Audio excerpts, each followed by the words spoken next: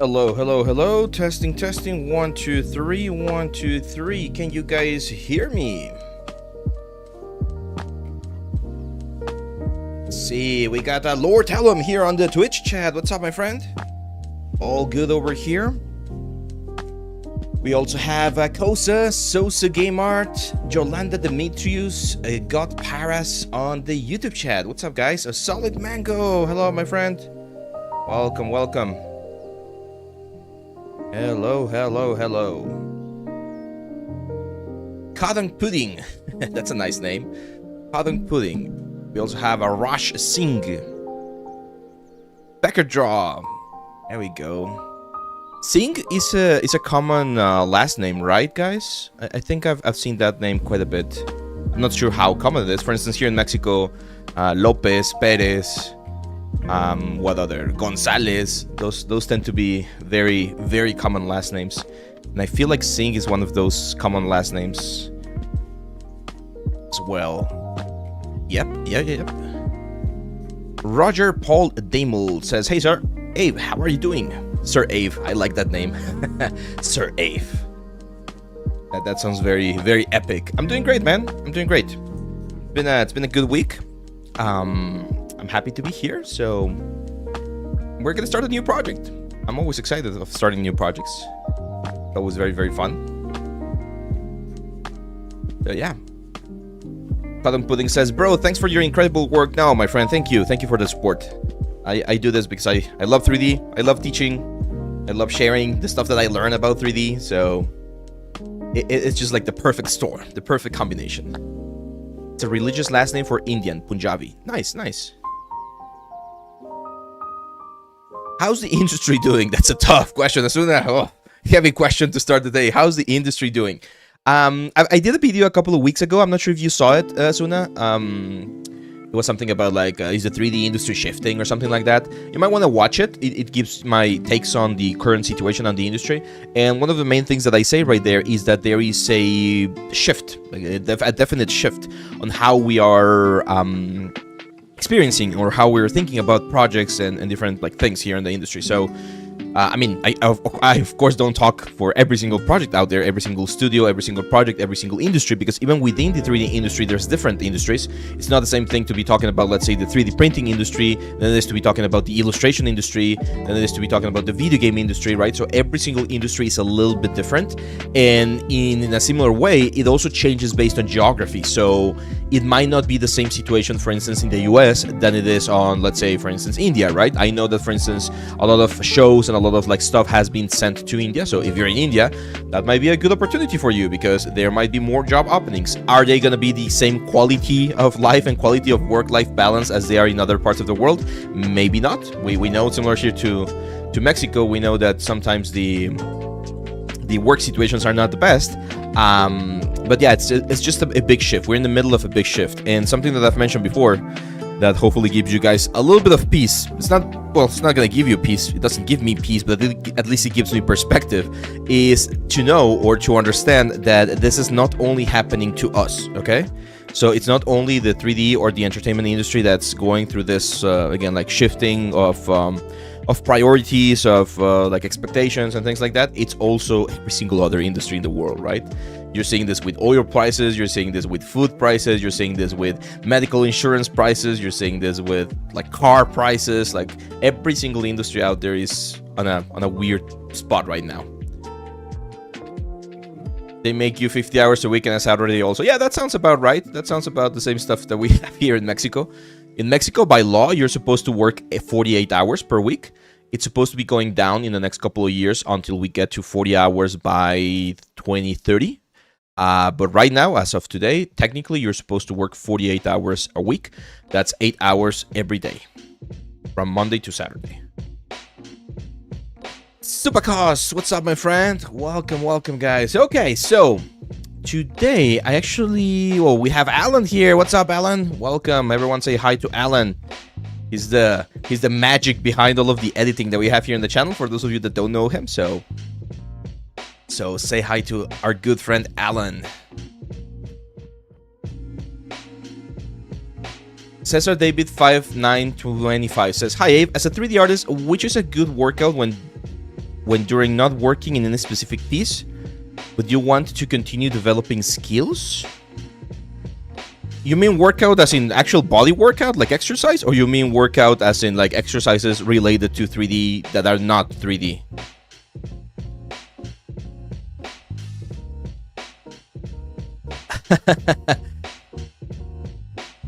See, I've always felt like Hungarians are very similar to Mexicans in their sense of humor.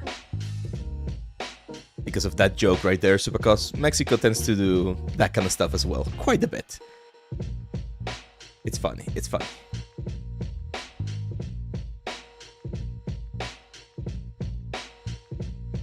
About to start. Yes, we're about to start. I'm just waiting for David. Let's see if David is about to join us, because I actually need him to help us with something here on the Twitch chat.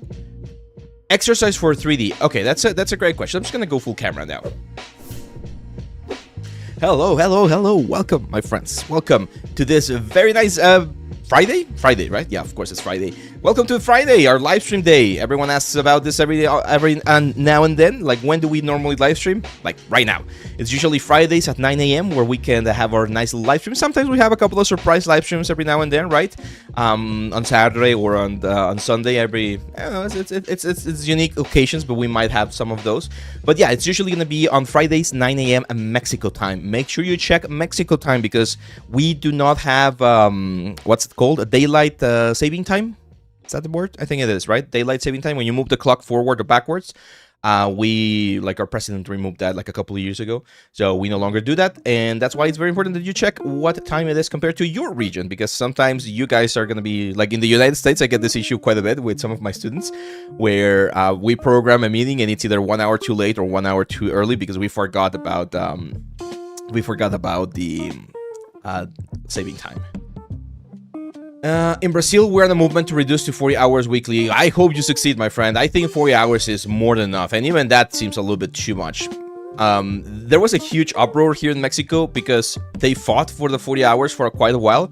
They achieved the 40 hours, but then the government did a bait and switch. I think that's what they usually call it, right? Like they changed the rules of the game. So yes, it's gonna be 40 hours by 2030, but it's still gonna be 6 days. And what people wanted was 5 days, right? Like 5 8-hour days from Monday to Friday, and then have 2 days off, like Saturday and Sunday. And no, they changed it. So it's gonna be 40 hours technically, but people are saying that's not gonna be as efficient as what they wanted. So yeah, like try to fight for 40 hours, 5-day work week. I think that'll be great. Let's see, which graphic tablets are you using right now? So currently I'm using a Huion Campus 19 Pro. That's the one. It's a 4K tablet. There's been some issues, and I did mention them on the what's the word? On one comment that asked for this on the review, because I did a review. You can check the review on YouTube. I love the tablet. It's really cool, to be honest. It's really, really nice. And the only thing is the drivers suck. So the other day, like yesterday, or actually no, on Wednesday, I updated my graphics driver, the NVIDIA driver, and it broke the tablet completely, and I had to reinstall the driver. It was a mess. Hopefully we don't get that issue right now, but I've seen a bunch of people having issues with drivers, unfortunately. I'm not sure if it's unique to this brand or to multiple brands, but yeah, it's what's the word? It's not ideal. And but other than that, it's great. It's 4K. The only other thing that I would like recommend, especially if you have the money, they recently released some really nice tablets that are like 144 Hz or 120 Hz refresh rate, which I personally do like quite a bit. So my monitor right here, the one where I'm actually reading the chats and everything, that's also a 4K monitor, but that is 144 Hz, so it's like very, very nice. And I can definitely feel the difference on the speed on the screen. I know it's nitpicking, and I know it's me being like super obnoxious with that little details, but it's it will be pretty cool. It will be pretty cool if tablets... I think that's going to happen in the next couple of years. Like, it's going to be more and more common for tablets to have a higher refresh rate, because that's what people are asking for, right? Awesome. Well, that's pretty much it, guys. Let's... I think we're going to get started. And I wanted to do a little... what's the word? A little poll here on the chat. But I don't know how I can do it. Can I do it here? How can I do it on the... I wanted to do it on both chats to see if we could do it, but I don't think I can. So we're gonna have to do it on YouTube. I'm gonna use the Twitch chat as a reference, but I'm gonna see it on YouTube. So this is a concept that I found yesterday. Nah, Discord is too much. Discord is too much. It's a fast one. I just want to do a quick poll so that you guys decide which ones of these ones are we going to be doing. So this is gonna be option A. This is gonna be option B. And this is going to be option C. There's small changes. As you can see, this one has a little bit more cloth. This one has a little bit more armor. This one has way more hair. And the gloves, right? Like the gloves are different. So there's a little bit of like situations, right? Like this one has a sword. This one has like this polearm, or this one has like a lance or like a pike. So again, there's a couple of little changes here and there. So let me see if I can do, yeah, start a poll. So which gnome? Gonna be the question. Gonna be A, B, or C. There you go. There you go. On YouTube, you can see. You should be able to see an element here. I'm gonna try to count some of the votes here on Twitch. Actually, let me add like points here. So Solid Mango voted B, Rodriguez voted C, Lord Tillum voted A, Mac and Media voted C, Becker draw B.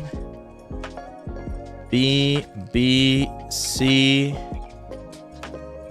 and over here C is winning. Oh, it's very close between C and V. C is winning by a bit on YouTube, 50-50, 48. Yeah, both on the chat. We're gonna give this 2 minutes. The last one was, now we got Scarlet with V. Chohi, what's up, my friend? Welcome. Alan Castillo likes A. Oh, there we go. Another one for C over here. It was very close between B and C.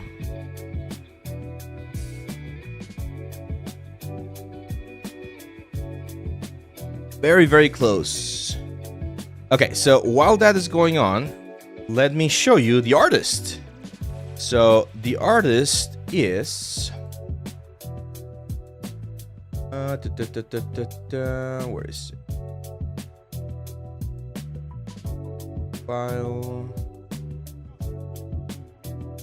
wing, this guy right here. So this concept is by the amazing artist whose name is Alex van Niederkassel.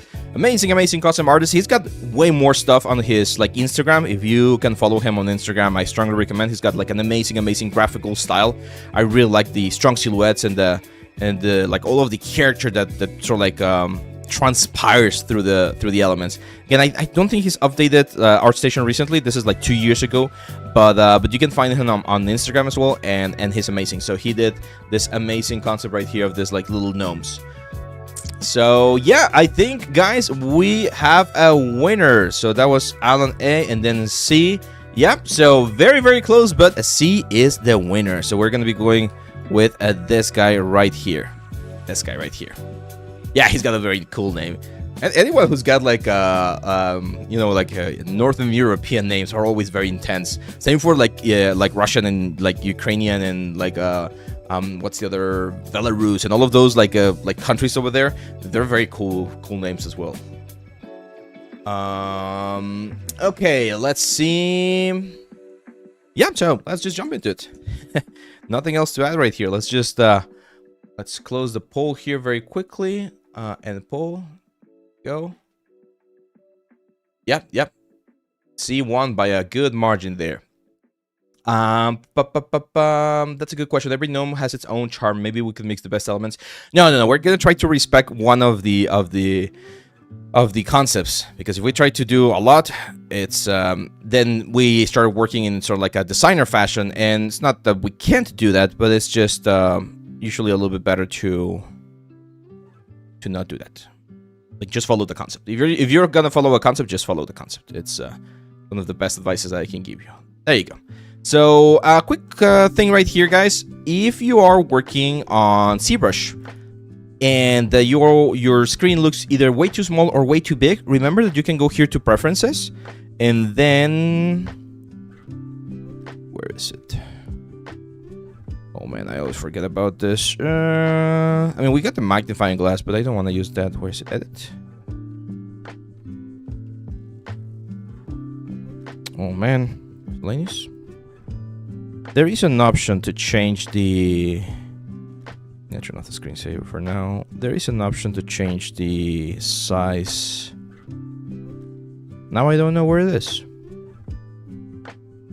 Config? Nope. Interface? Interface, UI. There you go. Interface, UI. And I think it's... Oh man, no, it's not here. Anyway, there's a button, like you can change the scale of the UI. So this is especially useful for those who are working on a small screen. Like I know a lot of people are working on like laptops and stuff, which is perfectly fine. That's how I started. So if you're working on that, is it a document? No, it's not the document size. It's the actual interface, so the size of the buttons. So again, very commonly when I'm working with some students that have like a small laptop screen, some of the buttons here on the side are not visible, and you can scale the UI elements. So all of the UIs look either bigger or smaller. Could you share your ZBrush color? Say yes, my friend. So for those of you that don't know, give me 1 second here. My interface is available for free. Abraham's a pretty cool name. I like how it sounds in Spanish, which is Abraham, but I don't like how it sounds in what's the word? In English. It sounds very weird. Give me 1 second here. Yeah. So if you go to the Discord channel and you go to the official links over here, and then you go to resources, which is a Google Drive folder that we've created for you guys. Here you can find a lot of stuff that we've done throughout the years. There's a couple of challenges, and here's the interface. So you can just download this interface and use it for yourself, and you're gonna get the exact same elements. I do include the interface as well in some of the courses, just to make sure. So, but yeah, it's right there. Okay, it's in preferences, interface. Why did I not see interface? Interface, UI. Is that button size? I guess it's button size. So if you change that button size and you make it either bigger or smaller, you're gonna be able to like get a different result. The only thing to remember about that is the fact that I think you do need to restart ZBrush for that to work properly. I think I will try to build a T-pose rig mesh and post 3 of them. Yes, no, we're definitely going to be doing this character as a sort of like a T-pose character first, and then we'll start adding like all of the prop, because I do want to make him like game ready. We're gonna do like retopology and everything. I'm not sure if we're gonna be recording every single part of the process here for the videos, but we're definitely gonna be I probably want to use this as a sort of like a portfolio piece. So what I'm gonna start here right now is a very quick blocking of, or blockout, however you want to call it, of the character. As you can see, it's got a massive nose. And the main thing about this initial stages is focus on the silhouette of the character. Don't focus too much on anything else, like on details or anything. Of course, we take into account things like the form of our character and stuff, but we don't need to focus too much on the what's the word? The details. It's just like the general form. So for instance, here we can already start just like creating the general shape of how the mustaches are going to be. And eventually we're gonna split them, right? Like we're gonna generate a division there. Of course, we're using Dynamesh to make this like process a lot easier. But it's just a matter of like blocking the whole thing in. Now, another question that I have, I'm not gonna make a poll because I don't know if I want to give you guys that decision. But another question that I have is if I should do this for like stylized hand painted. I think you know what? I think I'm gonna do hand painted, but I want to do hand painted PBR. I haven't done one of those. Yeah, I'll do that. I'll do hand painted PBR for this guy. So what does hand painted PBR means? It means that we are gonna use normal maps, we are gonna use roughness maps, but on the texture, especially on the color texture, we are gonna have we're gonna be using like roughness and metallic, right? So I think we're gonna do that. There we go. Do you have any coupons for the stylized character scores? No, my friend, we don't do coupons here on the channel. We do giveaways. Every now and then we do discounts, but like they're super special. So no, we don't do that. There we go. Hand painted. Yeah, I definitely want to do hand painted. No, not poly paint. I don't like poly paint. Don't tell the ZBrush guys. They're my friends, but I don't poly paint. I understand how powerful it can be, but I just don't like it. Okay. Then we're gonna narrow the head there a little bit. And now we can start focusing on some other shapes. There's a stylization filter in Substance Painter. Yes, it's a good filter. We've talked about that one as well before, Blake. It's a good filter, but you will always get a better result if you do it yourself, right? Like if you actually go through the steps of doing like the hand painted approach, you're gonna do it, or you're gonna get just a better result. This mustache is way too low, or the eyes are way too high, or both. I think it's both. So of course we're gonna again keep it simple. It's a cartoon character, so we don't want to add too much detail. We don't see the ears, but I think I'm gonna add them just for reference sake. Do gnomes have pointy ears? I know elves do, of course, but do gnomes have like pointy ears, or do they have like normal ears? Wafer app collab maybe? We're gonna have to call the guys and see if they wanna do a collaboration. That would be sick. Oh, but I would need to... the only uncomfortable thing about that is that I'm going to have to record with the iPad like connected here to the PC. And it's just a little bit uncomfortable. Let's see. When doing hand-painted PBR, you also use actual lights too. Yes, exactly. So lights will affect the character. That's right. It's a little bit more zygomatic rig. Isorism gum trim sheet options. Oh yes, there are trim sheet options for Rism. I don't know. I'm gonna be honest, guys. Someone commented the other day on the Rism videos, like, "Oh, make a Rism like tutorial." Guys, the videos on the Rism like page, like the official YouTube channel, they're great. Like I learned Rism in literally like 2 hours just by watching those videos. So just go and watch those. I think there's no need for me to do or recreate more videos if the information is already out there. When I see that there's things that I would like to share or expand upon, then sure, I'll make a video. But there's a lot of like topics that are already covered out there. And there's no need to be doing the videos for every single topic.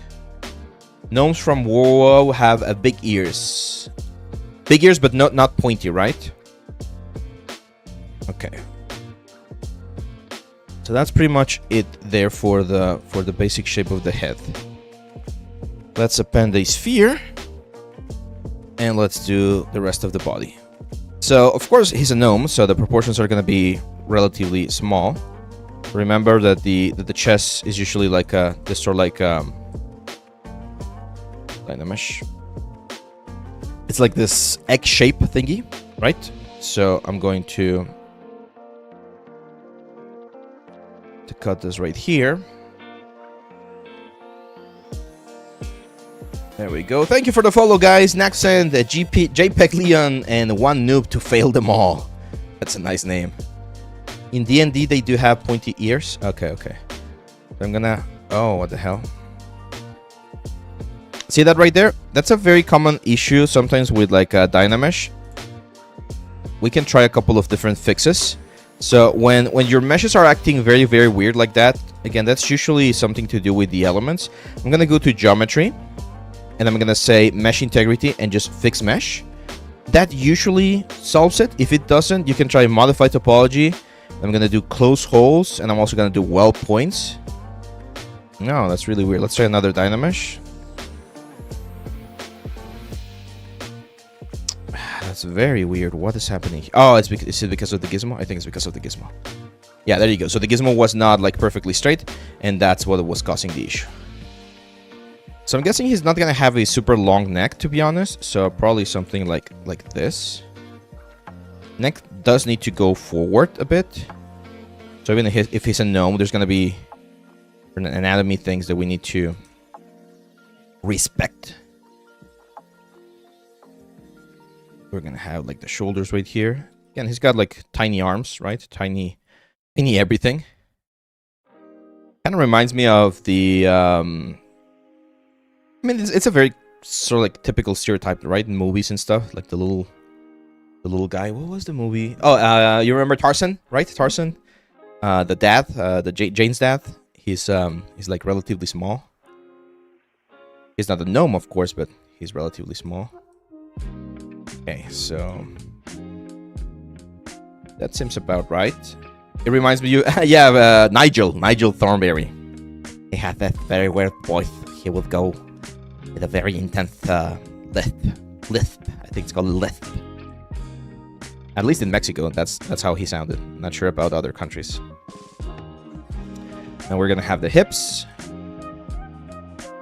That's gonna be the hips right there. And even there, I'm already feeling that he's a little bit too tall, so I'm gonna like really crunch him up. There we go. Let's make sure that the volumes are going in the right direction. This is like the part where everything looks horrible. Now, the cool thing about this character is that we actually don't need to do the muscles and everything. Like, we don't need to do anatomy. It's just the general forms, right? Like, we just need the mass where all of the other elements, the armor, the cloth, everything's going to be resting. So, I'm not even going to worry about anatomy.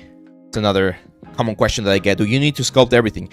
If on the game that you are working on, the character is going to be taking off his cloths or swapping armor or things like that, then yes, you do need to sculpt and model everything, because there's going to be a cinematic or like specific sequence or animation where that's going to happen. But in this particular case, with this particular character right here, for instance, we really don't need to do that, because we're never going to see this character nude. I hope. Like, you remember The Witcher 3, right? So in The Witcher 3, in the very first scene, Geralt, is it Geralt or Geralt? Geralt, it's on a hot tub, right? And he's pretty much nude. So at that point, yes, you do need to have the character completely, like, you need to model everything about the character. We usually don't model the genitals. That's another question that I get. Are you using Marble Designer for clothing? I don't know. Do you guys want me to use Marble Designer for clothing? I can do that. I can definitely do that. So now let's go with insert. I was not thinking about using it, but if you guys want me to, I'll use it. Grab a cylinder.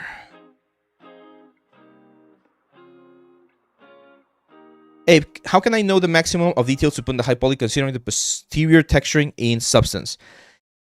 So that's a great question. Ideally, you want to have as much textures as possible, or sorry, as much details as possible. That's always going to be ideal for whatever it is we're doing. Give me just 1 second here, because he's got like very long arms. He's got like short arms and long forearms, right? So we're gonna go something like that, and then we're gonna mirror well. There you go.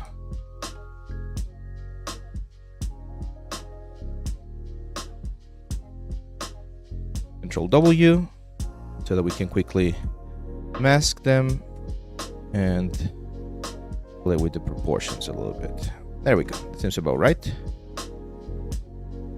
So my rule of thumb is I always try to look at what the project requires. I usually have something that I call the benchmark project. So I spend a good amount of time on like a benchmark asset. So I spend a good amount of time on a specific asset. And then once I'm happy with the detail that asset has, every single other asset that we do needs to match that asset, right? Like that's going to be like the guideline to know how far we're going to be pushing things. That's it. That's usually what I do. It's nothing fancy, to be honest. And that gives you a good idea of how much detail you need to push. It's always a good idea to ask yourself, how close is the camera going to be to the character? How detailed the game is supposed to be. For instance, I've been playing a lot of Resident Evil, as I've mentioned before. Actually, I got it again. I bought it for the Switch originally. I bought the big package with 3, and like a couple of days ago, I bought it for PC too. And I've been playing Requiem again, and the details are super detailed, right? Like super high quality everywhere. So because of that, you do want to make sure that you, again, that you use or that you add enough detail to make sure that the elements look nice. But if the game's not going to be that detailed, then you can definitely keep your stuff like a little bit more simpler. Okay, does that answer the question? When do I use A posing versus T posing? I personally like to use A posing 95% of the times. If I'm going to have a character that's very cartoonish, I'm talking like Bugs Bunny, I'm talking like SpongeBob, whose arms are going to be just cylinders, I will use T-pose, because it's just simpler to model those in that position.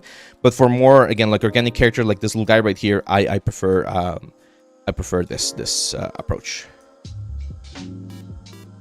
Now for the legs, we're going to just push them down. legs usually have a little bit of curvature, so I am gonna add a little bit of curvature here. Just the hips and stuff. I am gonna leave him a little bit of space in between the legs. This is important. So I know we're not gonna see his groin area, but it's important to at least have the volume of the groin area, because that can help us define how much or how the armor or the cloth is gonna sort of like feel that particular area. Again, I'm gonna do relatively short thighs here for the character. He's looking very funny. And now we're gonna go for the feet. So again, we'll just mask this, go down, Dynamesh, smooth. And very important to work with something known as gesture. I've mentioned this before, guys. Oh, actually, why did I not answer that before? So there is a very interesting exercise. It's not an exercise, but a very interesting, oh, it is an exercise, a very interesting practice called a gesture drawing. So if you go online and you look for gesture drawing is one of those things that if you're not doing 3D and you want to get better at art, this is great to learn. So gesture drawing is you trying to draw the human figure in like 30 seconds, 1 minute, 5 minutes. Like it's quick sessions of drawing, and you just like keep going through the poses. There's apps out there. There's a very famous one called what's it called? Like quick poses and line of action, like those two sites right there. They'll give you the they'll start showing you pictures, and you have the time to just like draw them. This is going to be really, really important. And one of the things that you're going to learn about gesture very, very fast is this: you want the body to feel dynamic, to feel like more interesting, to feel that there's movement and life behind it, right?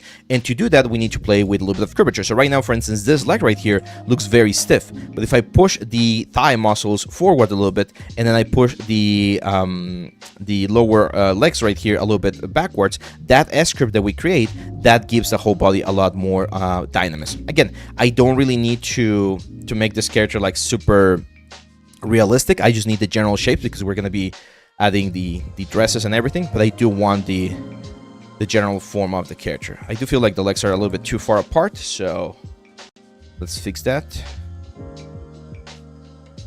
Not too close together, because then it becomes a lot more difficult to work with. There we go. And then we just fill this gap. Now, I'm guessing he's an older gentleman, so he's probably going to have a little bit of a tummy. So I'm going to add a little bit of a belly right here. That looks funny. Kind of like a teddy bear. Yeah, life drawing, gesture drawing, sketching, color theory. I've been doing a lot of like, and you guys are never going to see those, but I've been doing a lot of like studies. So I grab my iPad and I download a picture of an apple, an orange, a cherry, a barrel, a plate, like whatever, like something simple. In 20 minutes, just try to paint it as close as you can. Like analyze the values, analyze the colors. It's things that people are never going to see. They're not going to be part of my portfolio, of course. But they are helpful to develop the skills. Sarn, what's up, my friend? Bald and with a beard. If you have this like very fancy mustache, then yeah, my friend, it might be you. No. We're sculpting this guy right here. That's that one that won. Hey, I always have non-meaningful polygon error when I export models from ZBrush to Maya. Do you have a solution for this? That's very. Oh yeah, you know what? I know what is happening. I'll show you in just a second. I think I know what's happening. Yes. Let me just finish this guy right here. So let's do a very basic shape for the feet right here. He's got very, very like funny boots, and we can get those boots. We can sort of like try to get them inside of Marvelous. But let's just do the general shape of the feet here. So the feet, when seen from the top, of course the big toe is a little bit further forward. And the little toe is a little bit more like this, and they flare out a little bit, right? Like this. And of course, again, he's a small character, so I would expect him to have small, chubby feet, like this. Usually, the size of the feet is roughly the size of the lower leg, so I'm going with something like that. Now, I think the legs are supposed to be a lot thinner, so I'm gonna thin them up a little bit more.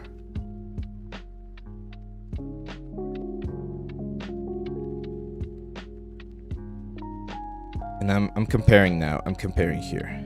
I'll show you one thing that we can do in just a second to see how far we are or how close we are in terms of like the proportions for this character. Again, don't worry too much about anatomy. We don't need any anatomy because this character is completely covered.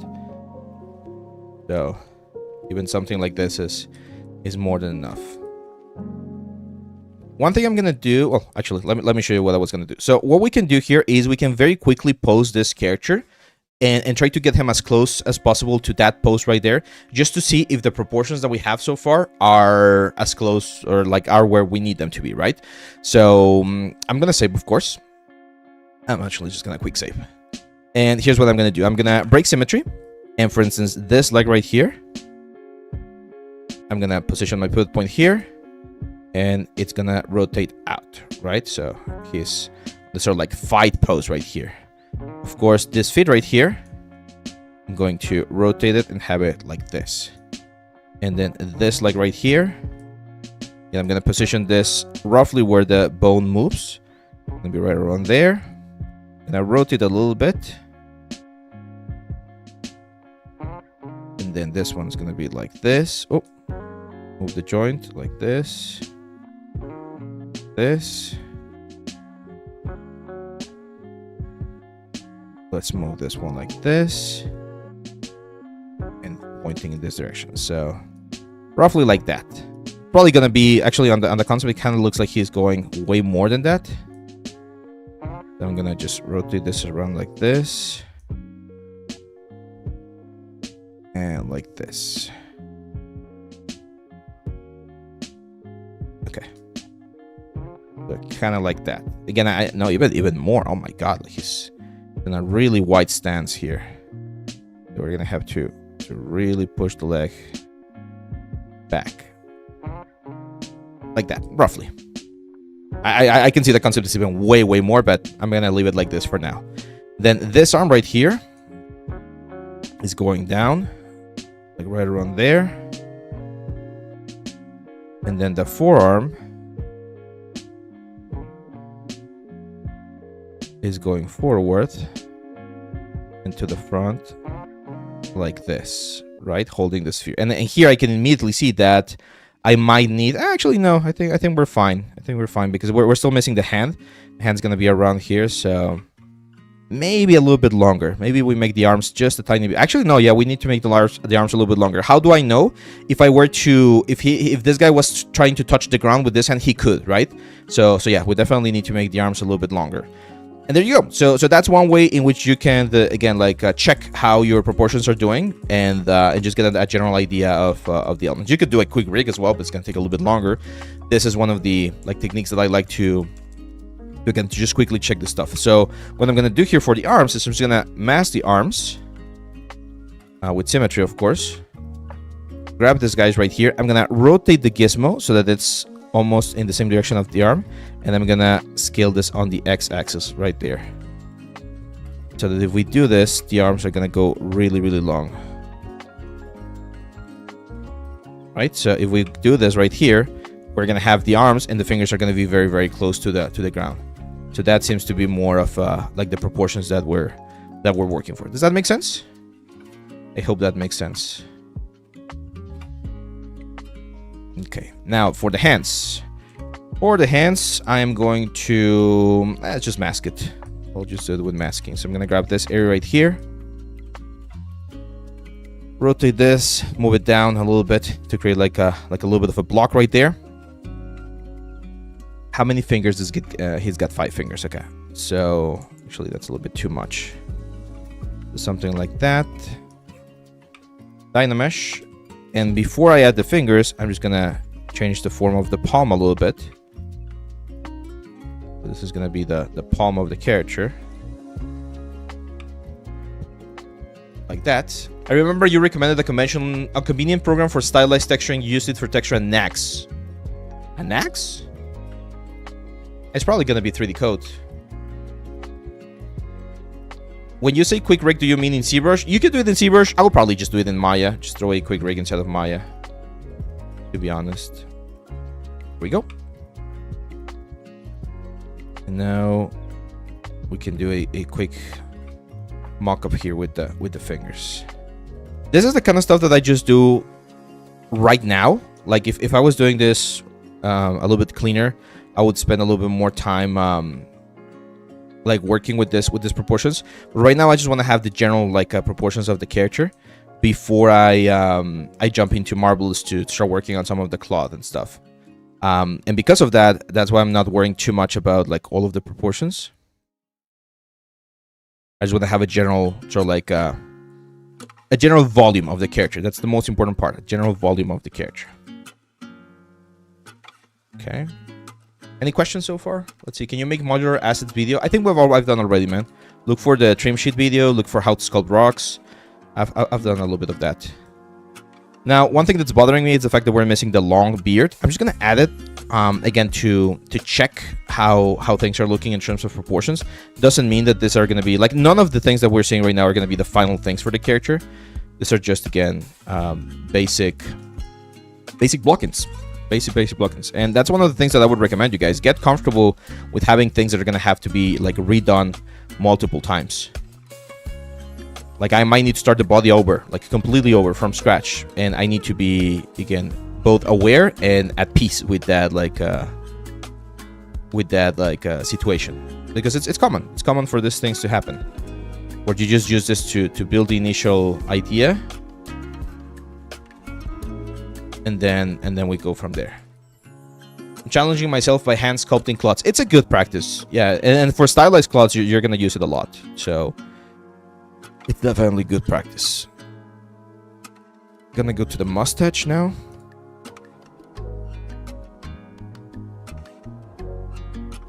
This needs to go both forward a little bit more.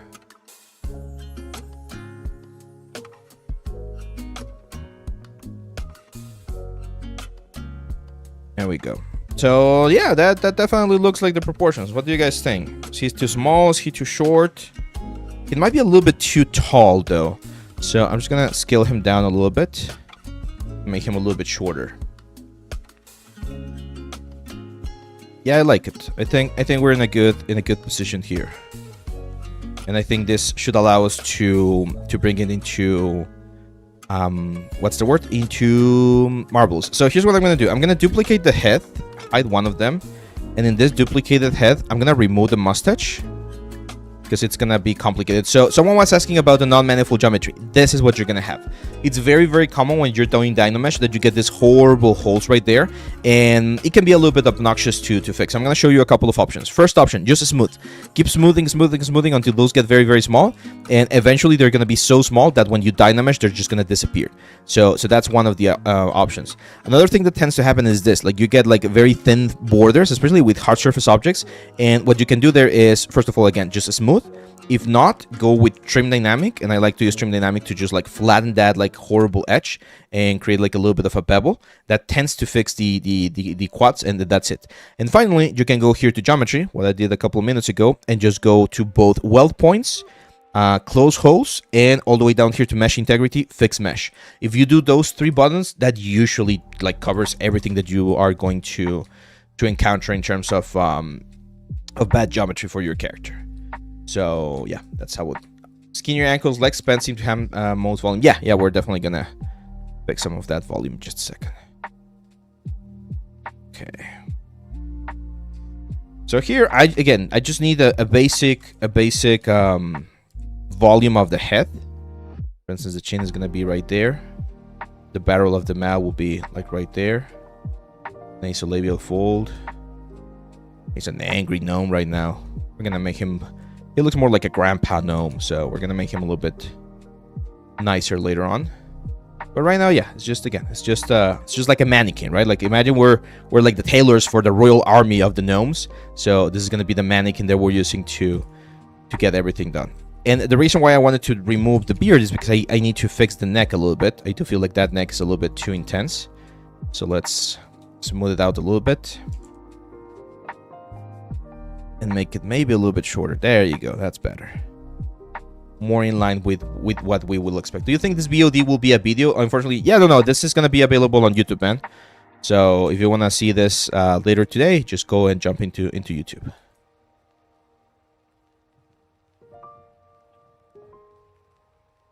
Yeah, so let's make the ankles very, very skinny.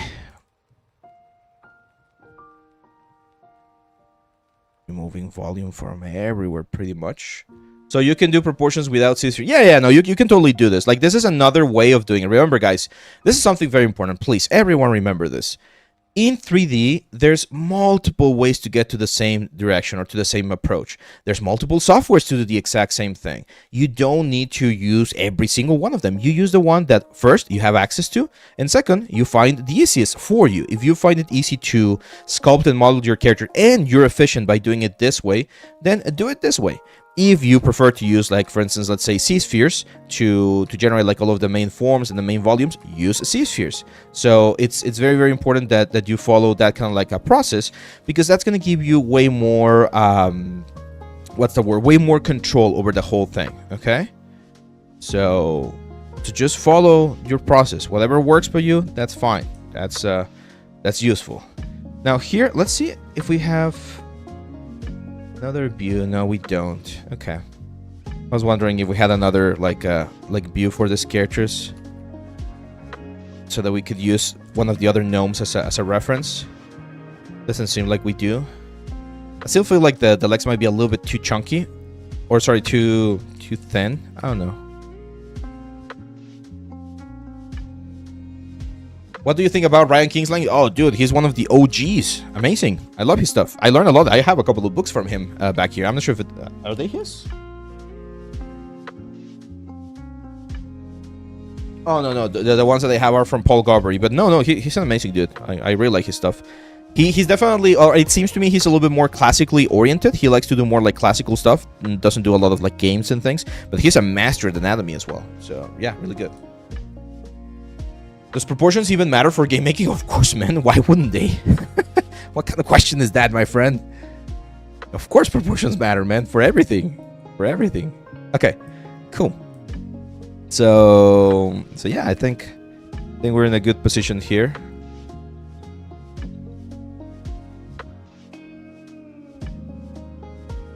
And now we can go to what's the word? To Marvelous, to start doing some of the cloth. So let's just, before we go to Marvelous, let's take a look at what we're actually going to have to do in Marvelous. So we're going to have some sort of like robe, this like a reddish wine color robe. It's very similar to this one. It's not the exact same one. It's more like a long shirt, right? Kind of looks like a long shirt. And then of course pants. Boots, because of how stylized they are, I'll probably do them here inside of ZBrush, to be honest. So what I'm going to do here is I'm going to say subtool, and then merge visible, and we're going to have this whole character. I'm going to combine it with Dynamesh, very important, so that everything is a single mesh. And to be honest, just because it might be a little bit easier, I am going to change the pose just a little bit here to make the arms go up a little bit more. Just a little bit, like that. Why? Because I want to... again, like push the armpit in a little bit so that we can actually get cloth inside of that area. What do you think about Crimson Desert? I have not played it, so I don't know, but it looks pretty. The stuff that I've seen looks very nice. Thoughts on AI 3D tools? I'm new to 3D, learning Maya right now. They're not gonna save you. They're gonna be tools as anything else. I made a video about that a couple of weeks ago. You might want to check it. Hey, I want to ask that I'm currently making a portfolio in 3D. Do I need to follow a particular theme for all my art pieces, or can they be versatile? Which one will be better? If you want to work at a specific studio, then I recommend making a very specific portfolio, like making sure that the style that you're doing fits the kind of like games or the kind of studios that you want to work with. If you are open to more like freelance stuff and you want to be jumping from one style to another, similar to what I do, then having a range is going to be useful, because you're going to be able to, well, do a little bit of everything. But yeah, it's one of those things. Like, some people swear by only having one style of portfolio. Some people swear by having every style of portfolio. It's going to be a very sort of like individual experience. Like, some people like have a lot of success with just one single style. Some people have a lot of success with a lot of different styles. So my advice is follow, I know it's going to sound very cliche, but follow what your heart says. I would suggest, though, that if you're in a third world country, similar to where I am here in Mexico, well, I don't think we're third world, but developing country, right? If you're in a developing country, having a wide range is usually, in my experience, going to be a little bit better for you, because there's going to be so many different projects that you can be a part of.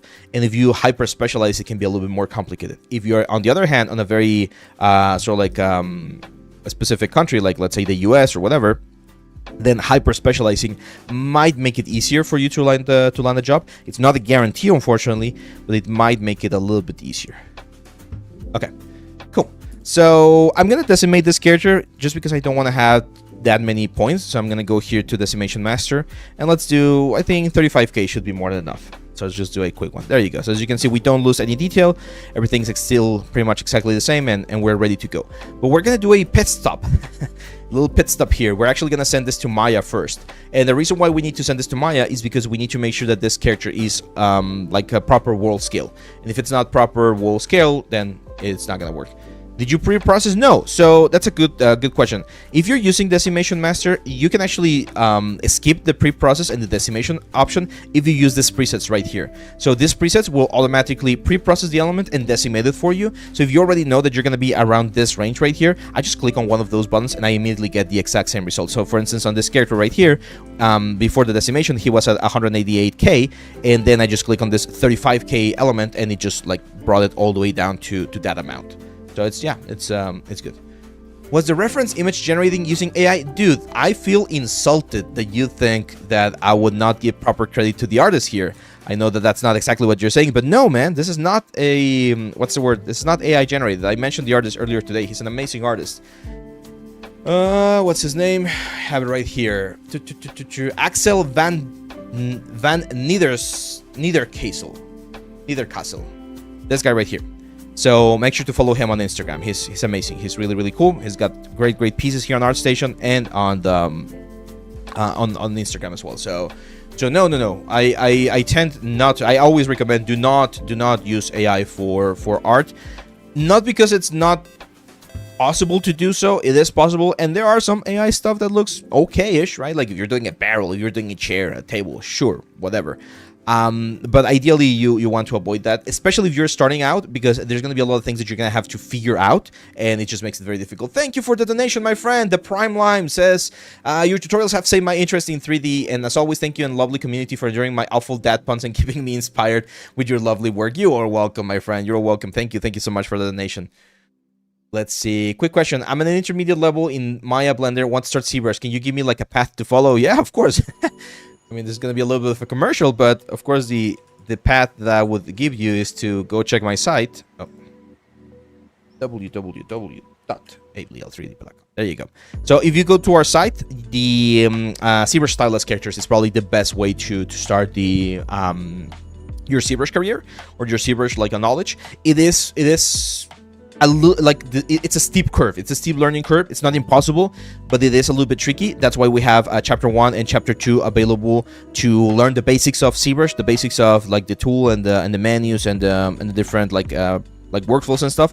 And then starting chapter 3, we start with the Oni, and we do every single step of the Oni, from the sculpting all the way to the final texture and presentation. Everything inside of ZBrush, and at the end we do use a little bit of Blender or Maya for the rendering. But yeah, that's probably the way to do it. So if we go here to Maya, this is where we're gonna find our first issue, and the fact is that first of all, the character is not at the ground plane, and second of all, the character is very small.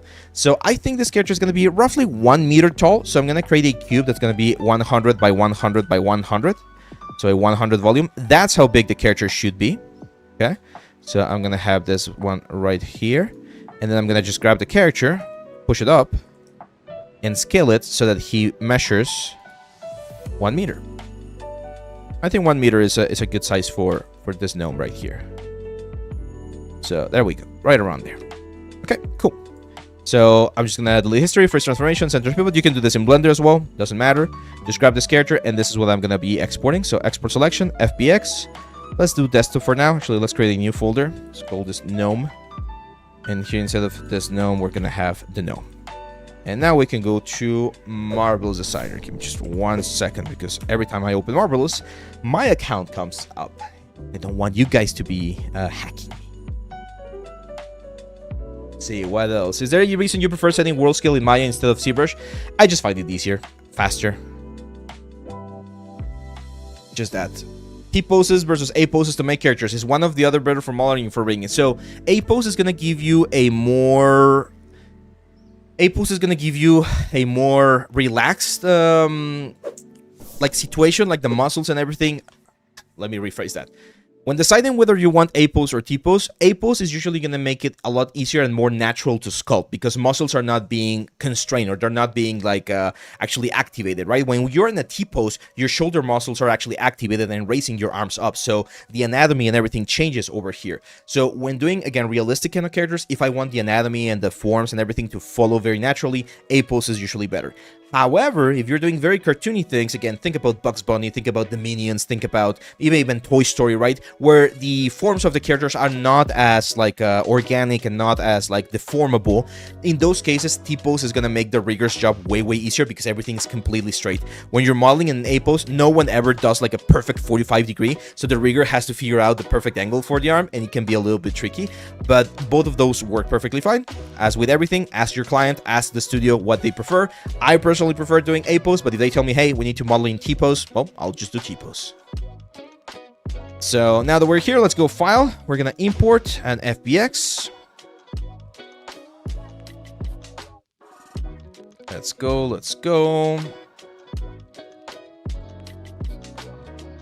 Desktop, Gnome. That's a good question, Aaron. Is it good to use AI to reimagining a concept art like this? For example, to give us maybe a back or side view. Oof, I mean, ideally you do want to ask the concept artist if he could provide those elements for you. Like if you're in a studio environment, that should be something that he could or should be able to do. The inconsistency, as someone else mentioned here in the comments, is definitely a point to consider. I would say no, and that's what I would, again, like I would strongly recommend no because of those inconsistencies. But I'm gonna tell you something. I've seen some people use AI, for instance, to recover images or photographs or things that are very old and very damaged, and they need like the reference or they need that, and it does do a good job in general. So again, it's a gray, very gray area, very complicated. But for something like this, no, I would not do it. Let's see. Yeah, that's another situation. Become, I was saying, like putting other people's job or work in an AI generator is also, it feels like a little bit dishonest and evil. Is it possible to get a studio job without another degree? Yes, totally. Your portfolio is everything that matters. Boom, there we go. We got a little guy right here. So welcome to Marvel's Designers, guys. Some of you might already be familiar with this software, some of you might not. If you're not, don't worry, we're going to take a look at the basics in just a second. But yeah, this is a software that's specifically used to create things like a cloth, right? It creates very realistic cloths and very realistic folds. So for this character, the only things that we need to create are pretty much a set of pants, right? I can't really see the pants, but I can definitely see that there may be a little bit of bundling of the pants because of the boots right there. So we're gonna need a set of pants, and we're gonna need, of course, this long shirt or this long like coat that he's wearing, right? So let's see how we're gonna be able to do that. Is a remeasure a good term for a quick retopo mesh for a render? Yes, totally. I want to learn how to use anchor in Substance. Which one of your videos explains it the best? Well, the anchor point video. So if you look, Leal 3D anchor points. I mean, the best is of course going to be the course where we go really in depth about this. But this one's right here. Texture or 3D models like a pro with anchor points. That one right there. It's a 7-minute video, but I explained how and why anchor points are important. Again, if you watch the full Substance course, you're gonna get an even better understanding of the whole thing. But even that video right there is good enough. How to find freelancing work for sculpting? Please tell. First of all, do you have a good portfolio, Mustajif? If you don't have a good portfolio, you should not be looking for work right now. You should be working on your portfolio. So I'm going to start right here. I'm going to just do a very quick rectangle. I'm going to go and create a rectangle right here. This is going to be a belt that we're going to be using to attach a lot of the things for our character, especially because he's got like this sort of like big belly. And once I have this one right here, I am going to go to... I'm just going to keep it simple. So I'm just going to grab this guy right here with the edit pattern tool and just Control-C, Control-B. So just gonna copy and paste. And then I'm gonna push this guy back, rotate it around, so that we have the back of the belt right there. Get it close to his little butt right there, right around there. This one is gonna go closer right there. And then we're gonna use this button right here, which is the segment sewing, to sew from one side to the other and from one side to the other. That's it. Once we do that, we can very quickly just simulate this thing right here. And what this thing should do is it should, well, there you go, boom, get us the simulation of the belt. So I'm going to push the belt up a little bit, literally just drag this thing through the surface. And as you can see, this thing is reacting to whatever it is I'm doing. So that's going to be the belt of my pants. Okay, that's it. That's how the software works. Now let's do some pants. For the pants, I'm going to use this option right here, which is called the polygon line. So we're going to start here at the center, go up to the side, 1, and then all the way down here like this. And then I'm going to stop right there and right there. Perfect. So that's going to be one leg of the pants like that. And then I'm going to grab that pattern right there. This one right here, same stuff. Control C, Control B. Actually, cancel. I'm going to cancel. I'm gonna right click and I'm gonna do a mirror paste. There you go. So mirror paste will just mirror this. I'm gonna select both of them, right click, and use this option called linked editing. So this is going to be a linked editing, meaning that this now, even because they're the same thing, they're connected, right? And anything that I do to one of these patterns, like if I were to go and select like this point right here and move it, it's going to happen to the other pattern. Again, very, very useful. Then I'm going to grab both of these elements again, Control C, Control B, and get them over here. And we need to move this guys to the back, because these are going to be the pants for my character back here. Push them up a little bit and rotate. This software, my friend, is called Marvelous Designer. It's a software that's specifically used to create this sort of like connections between the elements. And right now what I'm doing is I'm sewing all of these different areas so that they connect to both sides of the element. There you go. Here to here. Here to here. There you go. Perfect. So that's it. Now we just hit simulate and boom, he's got some pants. Now the problem that you can probably immediately see is that the pants are falling way too low. They're going all the way down here, and it seems like my initial volume here for the pants is way, way too small. So we need to, like right now they kind of look like leggings, right? Hopefully we don't get censored here for showing gnome and nudity.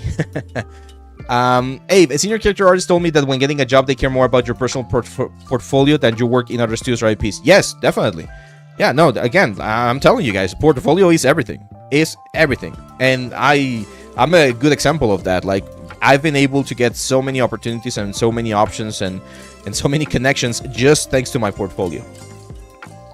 What do you think about Claude's integration with Blender? No, man. I don't know. Not a huge fan of AI, as you might hopefully understand. Okay, so here what I'm going to do is I'm going to grab all of the pants and I'm just going to make them a little bit bigger. So I'm just going to scale them up a little bit. There you go. And then simulate again. That's going to give the pants, well, a little bit more volume, of course. And as you can see, the first thing I'm noticing is because we have the groin area right there, this thing seems to be like stuck over there. So I need to play a little bit with this, like overlaps and stuff. And probably what I need to do is I need to find a way to, what's the word? To give it a little bit more length here. So I'm going to go to this guy right here and this guy right here. And I'm just going to, pattern, this one right here and this one right here. I'm just going to push it up to give myself a little bit more, maybe even more. There we go. A little bit more area right there. So that when we do this unfold, there you go. That's much better, right? So now we're getting the pants, or they're behaving a little bit more like what we would expect. In a second, we're gonna join this with the belt. Have the full pants. This is very common. So what I need to do here is literally just push the cloth up and help it get outside of the skin of the character. But it's already giving me a little bit of what I want, right? Because what I want right here is I want to have a little bit of bundling close to where the boot is going to be. If it becomes too complicated, you can always just like reset the simulation. But it's usually relatively easy to fix. We can just sort of like forcing the particles. There you go. There you go. Oh, so as you can see now, this thing is properly going through the leg. Now we need to do the same on the other side. As you can see, this is going to give us asymmetrical results. At any point, we could go into, again, like into ZBrush or any other software and just mirror this thing back into position. Do you have any tips for networking? I did a video about that like a month ago or like 6 weeks ago. It's called the happy method, and it's just a couple of like advices that I give you. In this digital era, one of the things that you need to be is you need to be active socially on socials.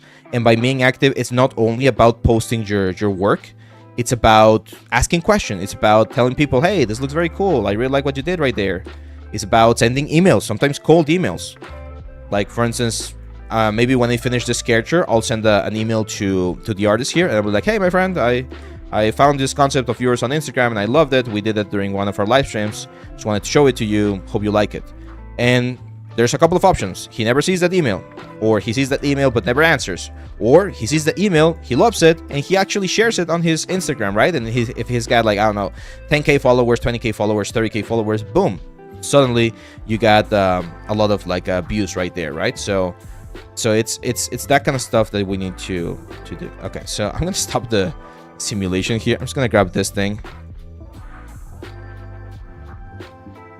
push it forward, and then just restart the simulation. See if that helps me a little bit.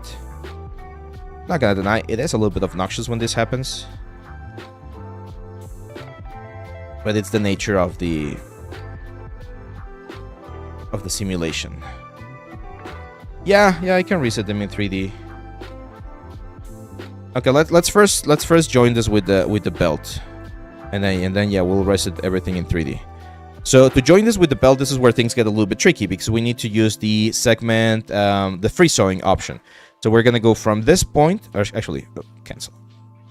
So we're going to go from this point right here forward, and then we're going to go from this point forward until that little point right there. And as you can see, we have a problem, and the problem is that the belt does not measure the exact same distance as the pants. So when we go from this one, when we go, let's say from this one here, oh my god, if I try to do the exact same thing, I'm not going to have enough room. So this stitching, as you can see right here, is going to be way smaller, meaning that we're going to get a lot of wrinkles on one side of the elements. I don't like that. So what I'm going to do instead is I'm going to go to these lines, and I'm just going to right click, and I'm going to split. So what split will do is it will add a point right at the center of the element. Yeah, didn't do the exact center. Let's do that again. So again, right click, split, and I'm gonna do uniform split. There you go, just 1 or 2. Hit OK. Same stuff on this one. Right click, split, and uniform split 2. That way we can use again our segment sewing, and even though it's not the exact same length, at least it's gonna be more uniform to what we need over here. Let's just check that everything is working. Yep, and we simulate. There you go. Now, as Alan suggested, what I'm going to do is I'm just going to go here and use this button called Reset 3D Arrangement, which is going to push or point all of the elements on the proper like 3D arrangement here. I might need to move a couple of things up. For instance, the belt. I'm going to move it up a little bit and simulate. There you go. Much better. But this one's looking or working quite nice. It's looking a little bit better. This one's still getting us a little bit of an issue. See if we can solve it here. I'm gonna use another trick in just a second to help me with the exact same, like the exact sort of effect that I need. By the way, we have the Marvelous course in case you guys want to check it out. That one we do a plague doctor. Here, let me show you. It's this one right here. So yeah, this is about Marvelous, a lot of the different things that you can do, and the main project that we work on is that like plague doctor that you see right there. Yeah, reducing the particle density could help, but it's also gonna make it a little bit more intense. Let's try that. So particle density is like the quality of the fabric, so I'm gonna set this to 10. Reset my number pad thingy. There you go. That might make it a little bit easier to...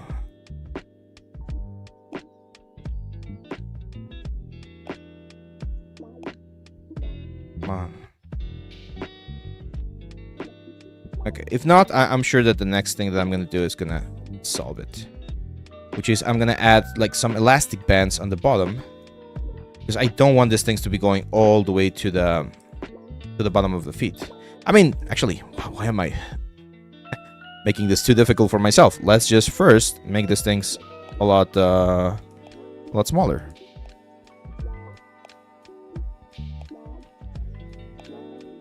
There you go. Much better. So by making them a little bit smaller, we get a little bit closer to what we want. So here's what I want to do.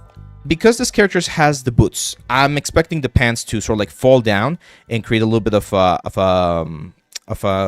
of like bundling up of the, what's the word? A bundling up of the element. And to solve that, I'm going to add again like a little bit of an elastic band here. So I'm going to, first of all, grab this whole thing and just move them to the side. There you go. I'm going to go here to the ankles, and I'm going to create another rectangle. Roughly the size of the ankle there. And then Control-C, Control-B. There we go. Rotate this over here. Push them over here. I think they're a little bit too small, so I'm going to make them a little bit longer. There you go. Something like that. I'm going to grab all of these guys right here. And I'm actually going to press Control-K. Control-K is going to freeze them so that when I simulate, they're not going to be simulating it just yet. And then this one right here, I'm of course going to segment so from one side to the other. Like that. So when we simulate, we get that. Definitely going to increase the particle density on these guys right here. I'm going to go all the way down to 5. Why? Because there's a small piece of fabric, so we definitely need more particles for them to work a little bit better. There we go. And now I'm going to, of course, duplicate this. So Control-C, Control-B. Let's move this into position. There you go. Bring these guys back. And we're going to do another segment sewing here. So this one goes... Oh, this one goes here. And this one goes... here? No.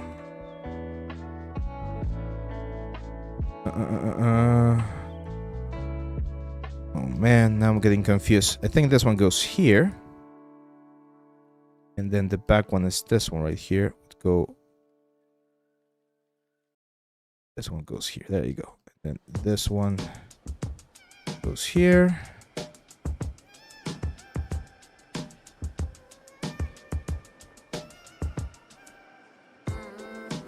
Shouldn't be giving me that. Oh my god. I know a bit blender. I'm working on a game. What? Yes, using marble is a totally fine option.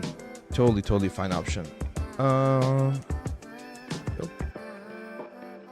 Let me simulate this real quick. Okay, that one's simulating properly. And this one is just missing from here to here. There you go. Is that the one? Yeah, it seems like it is. Okay, cool. So now we're going to grab this whole thing right here. I'm going to Control-K again to unfreeze it. Now we should be able to move this thing up.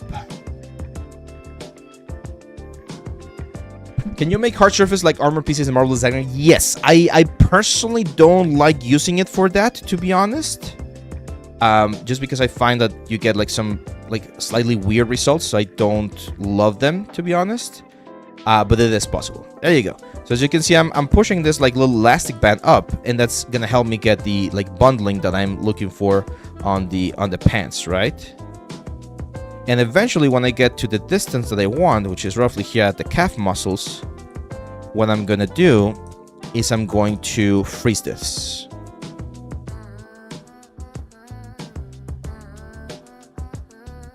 Let's go a little bit more aggressive here. There we go. Awesome. There you go. That's what I'm looking for. Yeah, that seems about right. Okay, so now I'm gonna grab this guys right here, Control-K to freeze them, and there you go. So now I can very, very easily work with the pants without having to worry about them falling off, because they're like they're being contained, right, by the top part, by the belt, and they're also being contained by this bottom part. I do feel like this one's a little bit too high though, so I'm gonna help it just move it a little bit lower. There we go, that's a little bit better. Perfect. So again, just Control K. Now, here's where the fun begins. If we want the bundling of the pants to go from a slim fit to a more sort of like baggy look, we need to go back here to the elements, and we need to modify the patterns so that they're a little bit baggier here on the bottom section. Same for this one right here. So if I make them baggier here on the lower section, when I simulate, as you can see, we're going to get more folds here on the outside, which is exactly what we want, right? We want the pants to look a little bit baggier. If we want them to be baggier here on the top, for instance, as well, then we need to do the same for this point. I need to make them a little bit bigger over here, and I need to make it a little bit bigger over here. And by doing that, the whole pant is going to look a lot baggier. We're going to start getting this very, very interesting wrinkles all over the place. Does that make sense? Like how the size and the elements of the pattern will modify how our garment looks. So yeah, this is what we want. Now, there are a couple of other things that we can do. Right now, if we go here to the property editors, first of all, of course, we can decrease the particle distance even more to get cleaner wrinkles, but we can also change the type of fabric that we're using. So by default, if we go here to the fabric, the fabric, we have some physical properties, and right now this is behaving as a fabric. So what we can do is we can change this and be like, hey, let's use a preset, and we have all of this woven, sew, jersey, vegan leather, vegan sweat, crepe knit, crochet, Adobe mesh, like a lot of this ones, and the physical properties of this ones do change. So for instance, this one, I think it's probably gonna be, should be something like denim or something like that, right? Like a little bit more intense. We can also go here to the again to the actual physical properties and change things like the, there we go, like the stretch weft, the stretch warp. So this is how much it stretches on horizontal and vertical axis, how much it bends on horizontal and vertical axis, all of these things. And if you don't want to deal with that, you can just use one of this like elements. So for instance, I don't know, let's try this taffeta right here. And when we do that, the way that this thing is going to behave is going to be a little bit different, okay? Now, keep in mind that this is going to affect everything that has this fabric assigned. So if you assign, I don't know, for instance, if we go for velvet, the properties are going to change. You're going to have to definitely increase the particle distance. Decrease. I'm going to go all the way to 5 and then simulate. And that's going to give us something that looks a lot closer to what we might be looking for, okay?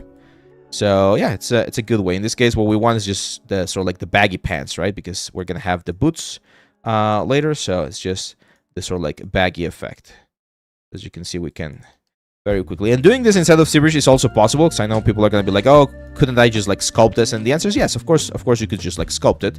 But it's gonna take a little bit more time, right? So the advantage of using Marvel's Designer is that in a matter of minutes, I know we got stuck here a little bit. Like making sure that things were falling or behaving the way we wanted, but in a matter of minutes we can get a very nice sort of like clean result right here. I think I'm gonna give this a little bit more volume as well on the front and on the back. I feel like it's pinching too much, so I want a little bit more of a baggy effect here on the front of the character. I'm gonna unfreeze the belt too, and I'm gonna make this fall a little bit more. Yeah, that looks great. That looks awesome. We're definitely going to be simplifying some things, but I really like how that pant is looking. So I'm going to grab the whole thing here. Actually, let's go to the fabric. And this seems to be like a dark red color. So might as well just give it that nice dark red color. There you go. And what we can do is we can just Control K everything. So now everything is frozen here, and we can work on the next bit, right? So I'm going to go over here, and let's, of course, save.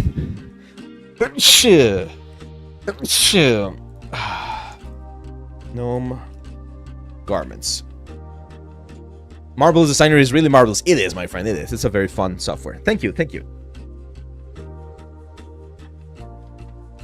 Yeah, so it really doesn't matter. The poly count, we got a lot of negativity when I said the last time, but poly count doesn't matter. And it's not that poly count doesn't matter. Is that you should not be focusing on poly count you should be focusing on the quality of the piece and have the ability to adapt that poly count and make it more optimized or less optimized if the project requires. So right now, my friend, if you're working on an asset that has around 90K, 100K faces, it's fine. Does the asset look good? Awesome. Go for it. Like, I don't care about the 100K triangles. Now, are you using 100K triangles on a flat surface? Well, that's a problem, right? So if it's well optimized, if you're being very careful about where you want the detail to be and triangles to be, then poly count's not really that much of an issue. It's an issue when you don't know how to use it properly.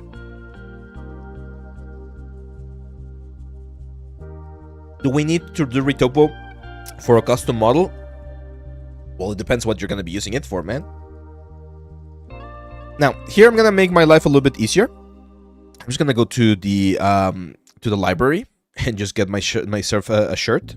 So, for instance, here I have this regular fit crew neck half sleeve t-shirt. I'm just gonna add this to my scene, hit OK.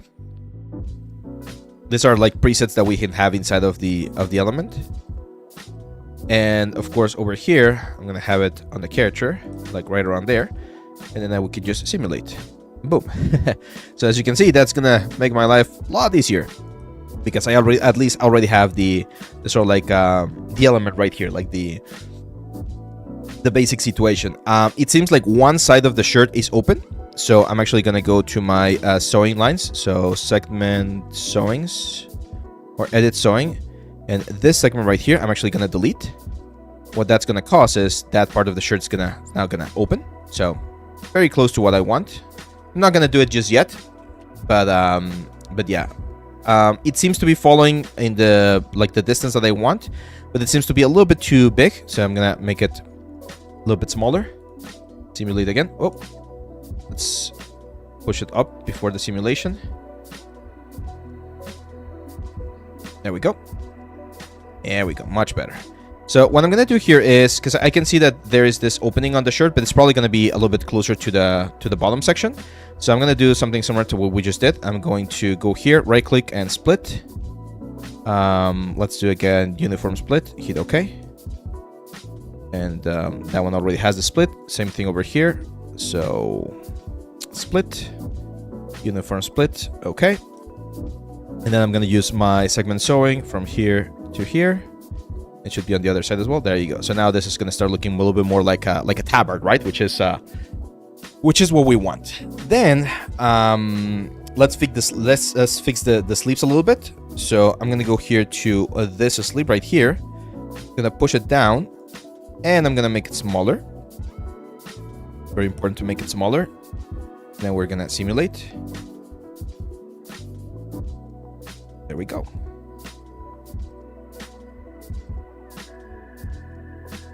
Just clean that up a little bit. We're going to increase the particle density in just a second, but I want to get as close as possible. And as you can see here, the character, he's got a little bit more wrinkles towards the arm, and not too many on the top. I do feel like this hole right here is a little bit too big, so I'm going to shorten it up there and there. That should make the inseam of the shirt pull a little bit closer to the top, which is what we want.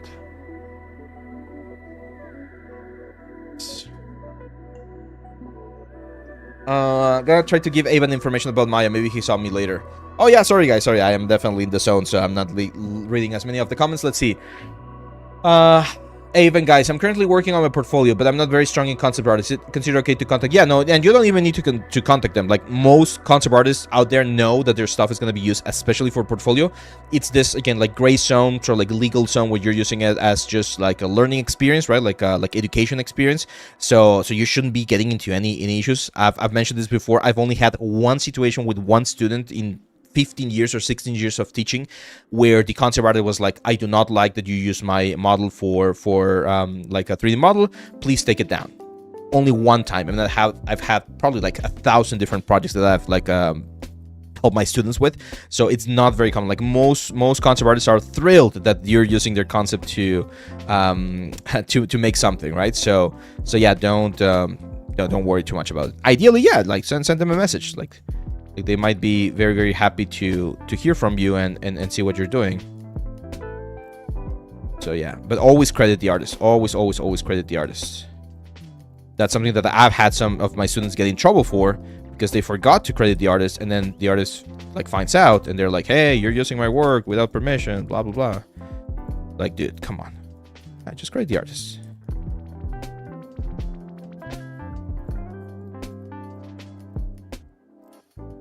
Okay. Go there. We definitely need a little more particle distance here with this, guys.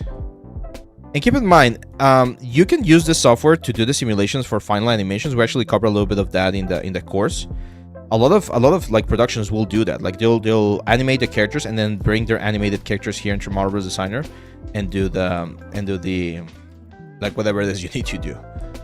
What about when making tutorials? I see a lot of people using concept art. They credit the artist, but they are still selling the tutorial with concept. Oh, that's a great question, Aya Louder. So, I do that, but I always either pay for the concept, like I actually buy the rights from the artist to be able to use the concept, or I just ask the artist, I was like, hey dude, I'm gonna be using this, or I want to use this for a tutorial.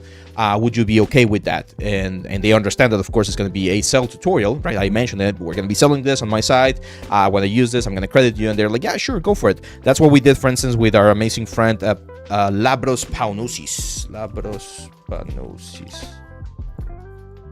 So for the hand painted course, I was looking for concepts, right? To do the hand painted course, I was looking for something that was a little bit stylized, a little bit like funny, interesting. Why is it that ArtStation always fails on Fridays, man? I don't know what it is with their servers. It always fails on freaking Fridays. Let me see if it reloads here.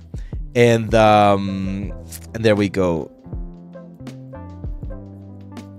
Come on, load. Have they ever asked for a cut of the profits from the course? No, because I always make the offer. It's like, hey, I would like to use the concept. First of all, can I? And if they agree to just like give it away and let us use it for free, awesome.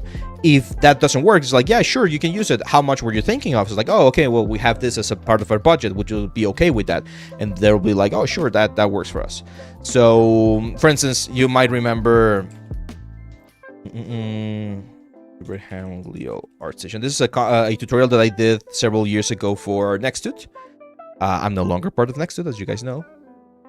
But yeah, freaking ArtStation, man. Yeah, there you go. So this is the concept that we use for the Undead Pirate course, for the hand painted course, and then the one that I did for Thyrus, this one right here, the concept was done by my good friend Fox, and I paid him. I was like, hey dude, I need you to do a concept for me. This is what I need. This is the specifications of the character that I'm thinking of, and he did the concept, and then I just did the course, right? So yeah, it's like just talk to people, guys.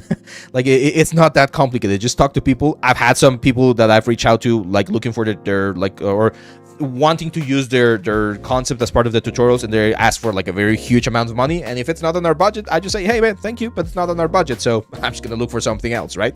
So yeah, it's about that. Haru Okamura, no, my friend, I don't have an environment course yet. That's something that we've been asked to do quite a bit, but we don't have it yet. Hopefully by the end of the year. So now I'm gonna go here to the lower portion of the shirt, and I'm going to flare it out a little bit, like this, to give it the sort of like the more interesting effect right there. I think this point, it's a little bit too low, so I'm gonna make it go a little bit higher up, so it looks more like a dress. There you go. That's much better. Awesome. Look at that. So again, in just a couple of minutes, and we already have something that looks very, very cool in terms of the character, right? Now we need to do another belt, and as you can see, this guy has a belt where he's probably carrying like the scabbard or something. And this is not going to be the final belt, but I just want to have a belt that gives me a good idea of where, what's the word? Of where, of some of the folds that I would expect to have right there, right? So I'm gonna again add another belt right here. I'm gonna make it a little bit longer. There you go. I'm gonna add a new fabric here, and this fabric I'm just gonna drag and drop there. And let's change the color of this fabric to like a brown color. Again, you don't need to use colors, but it's a good idea, or it's a good way to visualize how things are working, right? So I'm gonna grab this guy right here. Control C, Control B. And then of course this one right here, we're gonna rotate to the other side. That. And this is very important. I am going to, of course, sew these two guys together. Right? But I'm going to go to the patterns themselves. And there's something called like layers. It's not layers. What's the name of this thing? Oh, yeah, it is layers. So I'm going to set this to layer 1. And what this will do is going to tell this thing, hey, you should be leaving on top of whatever other garment is out there. So if I simulate now, as you can see, it will always try to be on top of the element. So let's go right there. I'm going to stop the simulation, and I'm definitely going to make it a little bit less intense like this. And I'm going to simulate again. So by making it a little bit more intense, right? Actually, it was falling in the right direction. I'm gonna stop the simulation right there. Now we're gonna start getting the very nice like wrinkles that we would expect from all of the different elements. Let's see. I recently discovered is retopo needed if I want to import a model in Marvelous? No, it's not needed. Right now, this is just a decimated version, and again, we're just using it as a mannequin, right? I think I'm gonna make this a little bit more intense, so a little bit smaller, because I really want to have some like intense like pressure right here. We also have the pressure. It's this thing right here, pressure, that we can use, and we can use a little bit more shrinkage, or there's an option here to make this elastic. Yeah, there we go. So if I make this elastic, it's gonna try to really crunch into the element. But as you can see, we're getting a little bit of an issue, so I'm not gonna use elastic. No, don't fall. No. It's making a mess. That's fine.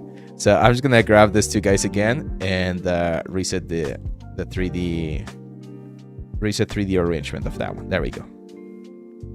Gonna push them a little bit higher up, and ideally you want to have this as close as possible to the body when it starts the simulation, so that it doesn't fall, because gravity is gonna make this fall. There you go. See that?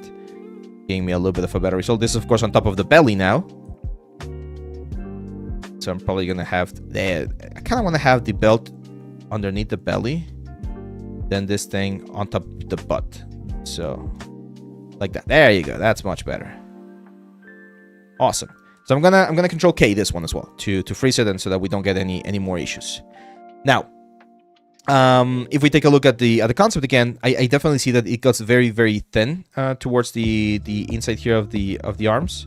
I think we're already on the right thinness, to be honest. But I'm definitely going to increase the resolution. So I'm going to grab everything right here and go on the particle distance to something like 10. That's going to give me way more wrinkles, of course. And one thing that I notice, I'm not sure if you guys can tell, but there's like this cuts going on the element. Can you guys see that right there? Like it seems like some banding or something. And then there's this like interesting element. It also feels a little bit more... actually, no. This seems like different like garments, to be honest. But I see those lines right there, and I do want to add them.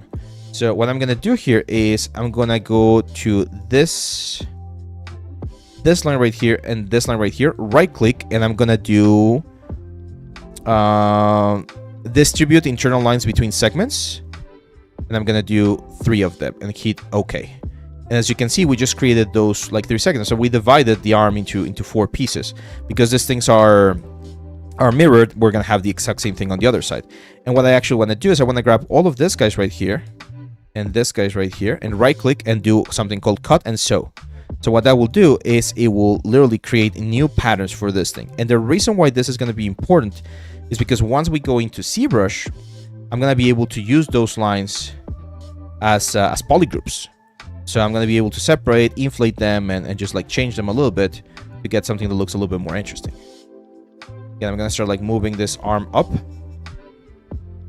so that we get the nice wrinkles that we would expect to see from the glove. Remember that there's going to be a glove right here. There you go. That one looks very nice right there. And this one looks quite nice right there as well. Any questions so far? Random question. When are you doing portfolio reviews next? I would like to add mine to list if possible. Power up, Julian. Yes, of course, my friend. So the next portfolio review is going to be at the end of the month. That's going to be May 29th. So we still got 4 weeks to go. And what you need to do is you need to go into our Discord channel. You need to join, of course. And over here in the showcase section, we have the... where is it? Portfolio review section. So randomly on the last week of the month, I'm gonna open the post, and you just go into the post, follow the instructions at the top of the post, and include your portfolio. It opens randomly, so you need to be checking the channel to make sure that you do catch it as soon as you can, and that's it. I have a bobblehead concept that got a lot of traction online. Any tips on selling it to a company for mass production? That's a good question. It is possible, but you need to be very big online for that to really happen. To be honest, why not? Why not just sell the... Well, no, because if you sell the STL, then people can steal it. Yeah, no, it's complicated. To be honest, I haven't done that, so I'm probably not the best one to ask. But I have a student who's currently working with some Chinese manufacturers, and he sends the sample. They create like the box and the concepts and everything, and then he's gonna be selling all of the stuff later on. So that could be an option for you, maybe. Okay, so yeah, that's pretty cool. I'm gonna add a couple of like wrinkles here on the chest, just to make this a little bit more interesting. I think it's supposed to be open. Did it not open? Oh, it is open. Of course, on the movement, there's a little bit of movement there on the character, but yeah, I like it. I think this is working perfectly fine here. And if we ever need to change something, we can always just like sculpt it. So this is gonna give me a very good like a starting base, I think. I am going to increase the particle density on this thing again. So I'm going to go all the way down to 5. 5 is usually a good number. Like you don't usually need less than or more than 5. 5 is going to give you very, very smooth wrinkles. Very, very good effects. So yeah, that's pretty much it. So now we go to the next stage, which is back to ZBrush. So as you remember, we have the pants down there, and we have this cloak right here. Because eventually when we do the retopology or whatever for this character, we actually don't need to do the whole body. We just do the pants, right? So this thing is going to be the whole body. Do you recommend doing it in the... Oh, if you're doing a Gamson, yeah, definitely do it in Marvelous. Like, you're going to get, like, way, way better results here. So I'm going to grab everything here. I'm going to say File, Export, OBJ selected. Let's call this your desktop, Gnome. Let's call this Garments.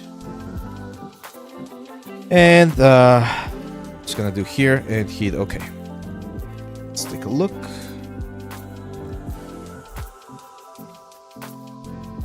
Nah, I'm not gonna get quads here, man. I know you can, but I don't like them. They get very messy. Okay, we got the garments right there. So yeah, we just go back to ZBrush. Back to ZBrush. I'm just gonna say append first. We need to append the sphere.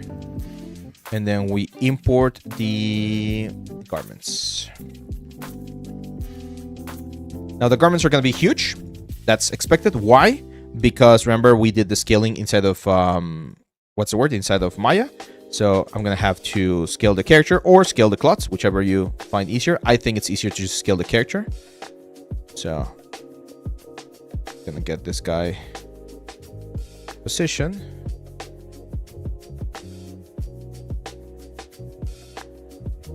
Right around there.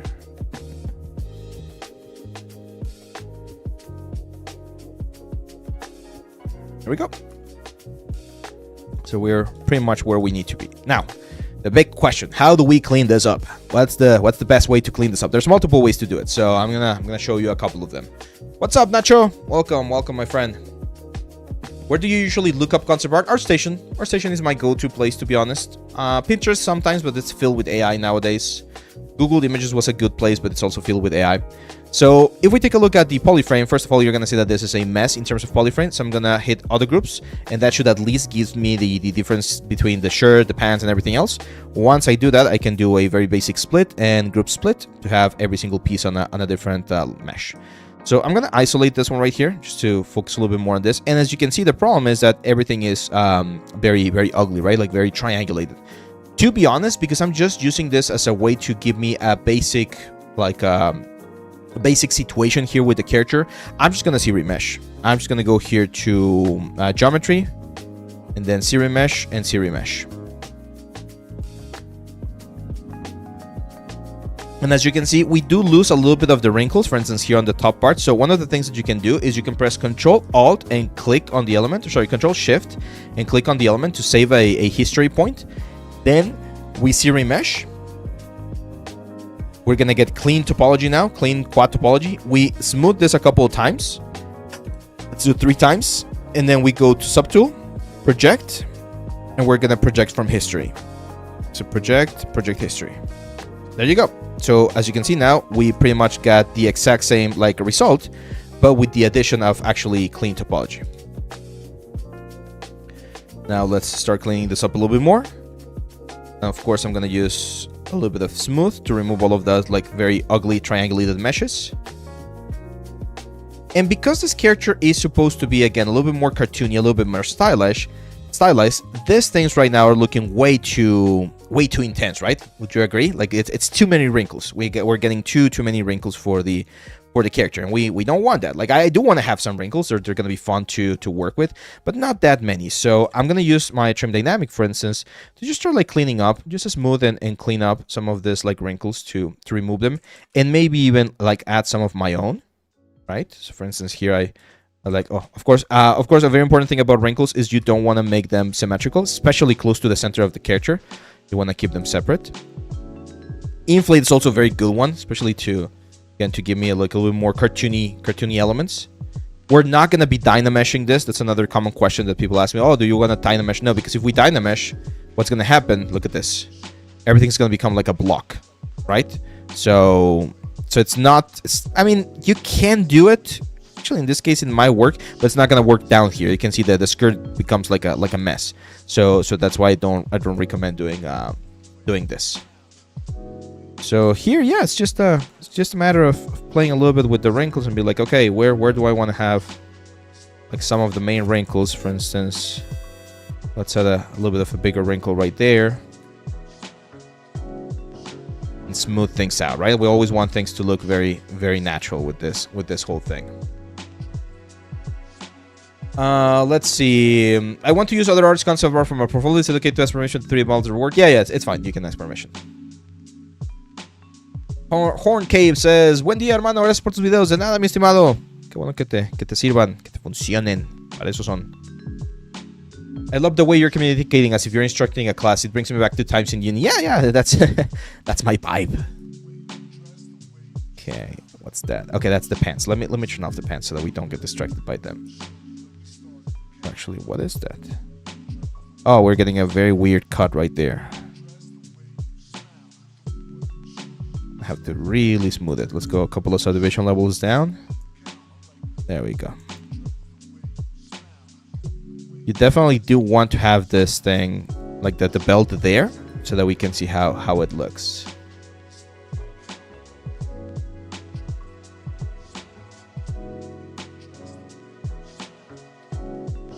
So again, I'm gonna use inflate to make the wrinkles a lot bigger, and that's gonna give them a little bit more of a cartoonish vibe, right? And simplify. We don't need that many wrinkles over here, for instance. We can have a smoother effect.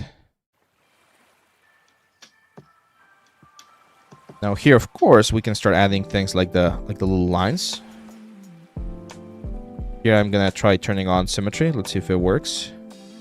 Because the smoothing might have changed certain things, it might not work as much. A very common question I get is, what about stitches, right? Like, do you normally add stitches here instead of zebras? And my answer is no. I tend to do that in the texturing stage for the character. Because they're very high poly count, like you're gonna push the poly count quite heavily. And it's just not, it's just not ideal, I think. Yeah, I like it. I like how this is looking. Cool. Now let's do a very quick blocking here. So if this are eventually gonna be the, I'm gonna clone this character real quick. So I'm just gonna duplicate. There we go. Let's isolate, and I just want to get a very quick like a blocking of my of my arms, or my gloves, sorry. So I'm gonna delete hidden, Dynamesh, and then clean this up right here. And then I'm gonna go and scale this a little bit, like that.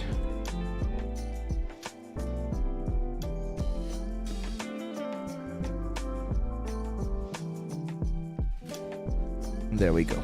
It's just a way for me to get an idea of where things are going to be, right? Remember, this is like today is the blocking stage day. Like I'm spending 2-3 hours just like blocking most of the stuff and getting the right proportions and everything. So something like that. And now I can go back to the shirt and I can start hiding certain areas that we're not gonna see. So this is gonna, like, the reason why I needed the gloves is because the gloves were gonna tell me how far I could push the elements. I do think that maybe I went a little bit too far up. Or maybe he's got like really long hands. I'm gonna make the hands a little bit longer by just pushing the gloves forward. And then of course on this body, we actually don't need the body anymore, to be honest, because we got like all of the other things. It's a good idea to keep it just for proportion's sake, but I'm just gonna delete hidden. There you go. Let's see. Abe, I'm not sure if it's part of your workflow for this video, but I want to ask, when it comes to subtools, can you have one low and multiple highs that you project on the initial low? Yes, you can. But all of those highs need to be combined into a single high and a single low for that to work. But yeah, you can have multiple objects, even if it's just one low poly. Something like that. There we go. Cool. Now let's bring the mustache and the beard. So over here, this other one, we already had the mustache and the beard.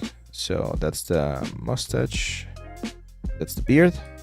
What I'm gonna do is this. I'm going to go to the head.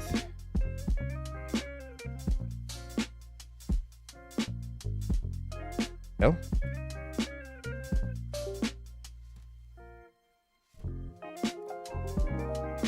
My space bar stopped working. Really? Oh my god. Really, ZBrush? Well, anyway, I'm just gonna merge. Then merge visible. Go back over here. 10th. This one.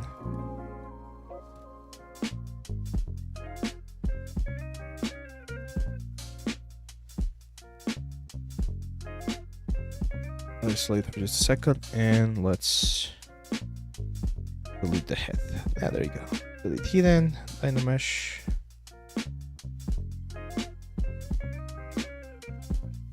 Just clean everything there a little bit. Again, it's a very dirty retopology, or not retopology, just like a blocking. We just want to get the general idea of the character. We want to make sure that we're capturing most of the important things. Okay?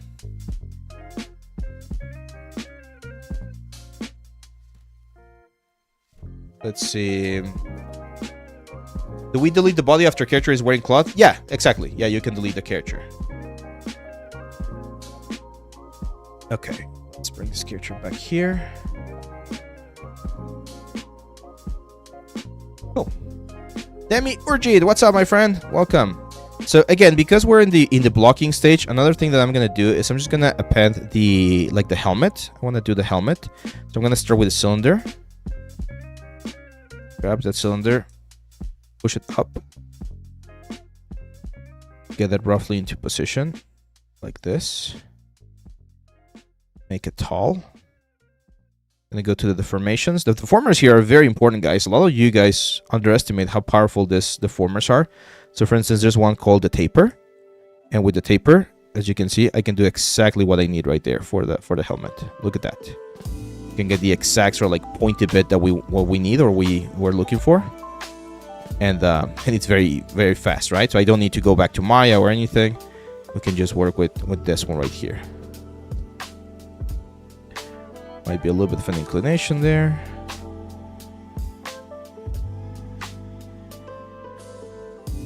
This. And then here's where we're going to see Modeler. You guys fan of C Modeler? I know a lot of people don't like C Modeler, but it's actually really good as well. So for instance, here what I'm going to do is I'm going to select all of the faces down there, invert the selection, delete hidden. And then I'm going to go into C Modeler. Okay. And I'm going to go into extrude. Edge loop. As you can see, we can extrude this here. And then it's just a matter of using our move brush, of course with symmetry. I'm actually going to mask all of the points here on the top so that we can't be affected. So as you can see, I can only move the points here on the border. And I'm gonna start giving this the look that I want. Why do people use different softwares for UVs? It depends on your personal preference. I'm gonna go down here to display properties and I'm gonna do the double so that we can actually see what's going on right there.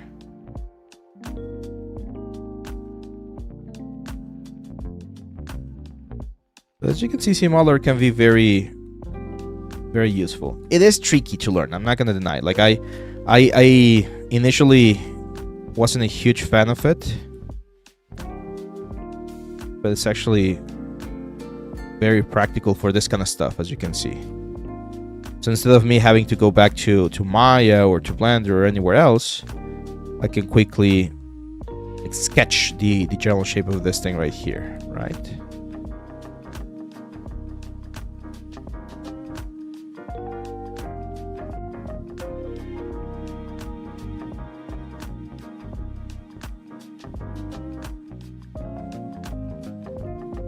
Covers most of his shoulders, as you can see right there. I think it's a little bit too big, so I'm gonna make it a little bit smaller.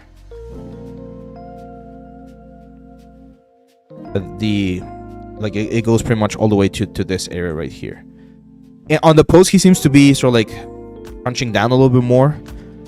So again, I'm probably gonna be like switching or modifying things a little bit. Maybe it's a little bit too tall.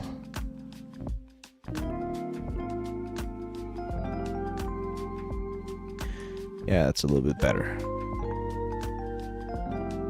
I'm new here. I'm interested to turn to the portfolio reviews. Where do we post our stuff? On the Discord channel, my friend. On the Discord channel. Then we need to make a short about that, Alan. Help people find the Discord and stuff.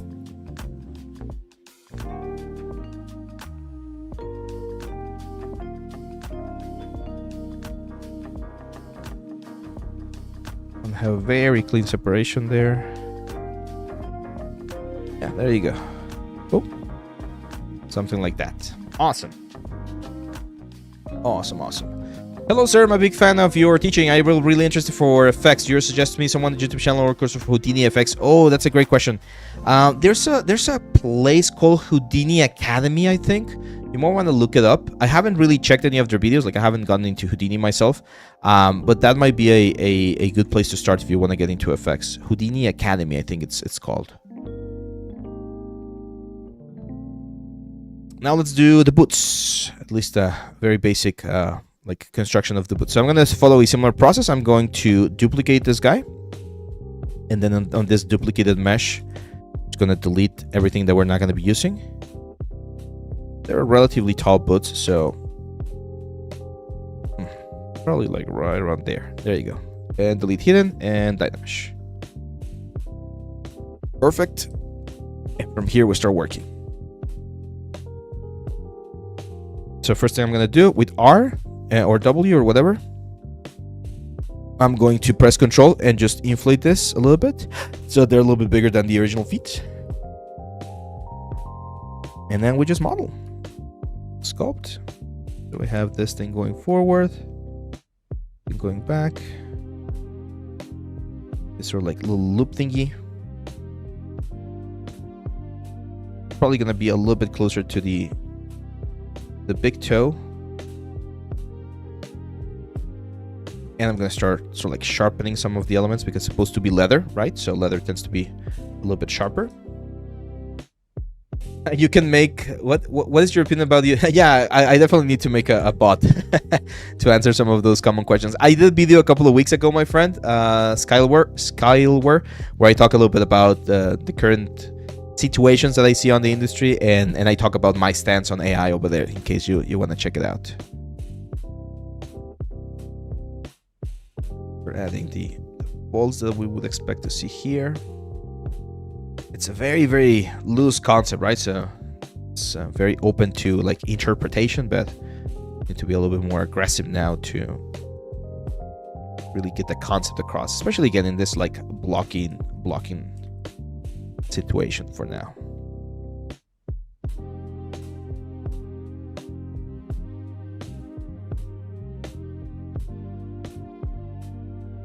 Okay, as you can see, I might need to make the boots a little bit bigger, or the feet is smaller. Either of those work. I do want to stylize the boots a little bit more, so I do think I'm going to do that. And again, now that that we've done the boots, we actually don't need the legs anymore. We can actually delete those as well and just guide ourselves from this one right here.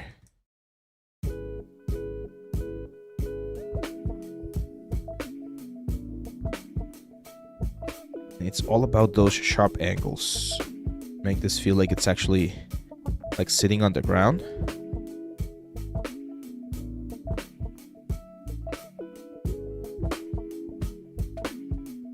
On the inside, you usually get like the footprint shape, right?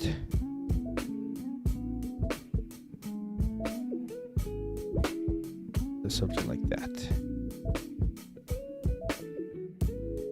This guy reminds me of the Ryan Portvliet's Gnome. Awesome design. Yeah, the design is awesome. I actually don't know who Ryan Portvliet is, but yeah, the design here is very cool. I'm not gonna deny it. Get a little bit more thickness here.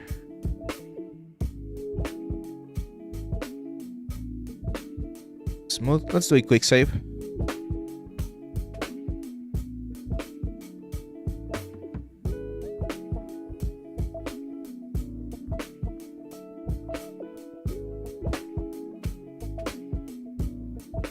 I like the design of this guy, Jim Henson character. Yeah. For some reason, I hate doing shoes. Yeah, they're not the most exciting thing, to be honest. It can be a little bit boring. I'm not gonna deny it. Let's turn off the robe for just a second, and let's turn off the pants. There you go. Awesome. Yeah, look at that. So the boots fall exactly where I need them. That's great. Just move them a little bit there. Rebel Way is great for Houdini classes. There you go. I think it's blockout day. Yeah, today is blockout day. And this is another thing that I wanted to share with this particular project, guys. I know we are used to doing things very, very fast. Like everything needs to be done super fast. If you're going to be doing a project, you need to take your time. I've mentioned this before. Like if you finish a portfolio piece in 2 hours, that's probably not going to be a portfolio piece. I mean, you can include it. I'm not your boss. You can do whatever you want. I'm just saying that if you want your portfolio to really stand out, or your pieces to really stand out, you're probably going to have to dedicate, you know, a good amount of time to them, right? So for instance, here we have this armor pieces. This is the kind of armor pieces that I would do inside of Maya, to be honest. I find it a little bit easier with a couple of tools. Should I show you those tools? Yeah, let me show you those tools. I think you guys are going to like them. So here's what I'm going to do. Let me turn off the things that I don't need right now. Let's just take the pants and the... What's the word? The pants and the boots, like this. So I'm just going to say merge visible. And on this one right here, as you can see, it's 4.9 million whatever polygons, so that's way too much for Maya. So I'm just gonna, again, just because this is just gonna be used as a way for me to model something, I'm just gonna decimate to 35k, even if I lose all of the detail. How to put the shoes low poly? You need to retopologize. At that point, you need to retopologize. You make the pants with dynamics. Can you show me how you make it? No, we didn't do them with dynamics. We did them with Marble Designer. So we simulated the robe, we simulated this belt right there, and we simulated the pants. We use Marble Designer. It's technically possible to do it with dynamics, but of course Marble Designer is way more precise.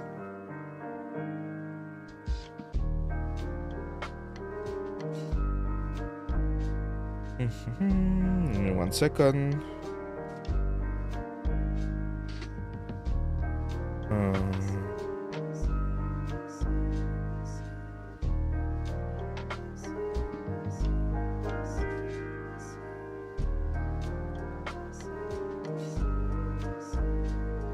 Give me 1 second.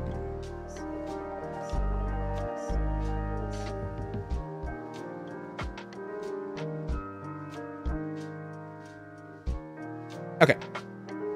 So we got this. Let's go see real quick. Yeah, it's looking nice. It's looking nice. We're going to clean it up a little bit. And I'm going to simplify it a little bit because this is not looking as stylized as I would like. So I'm going to simplify it a bit with this one. Skanker says, "Hi, Ape Skanker." What the hell is that name, man? I was doing your AAA Axe course and found that I like to create the initial silhouette in 2D during the study of the concept, but it also took longer. I was curious if there's a general time limit you use for this stage.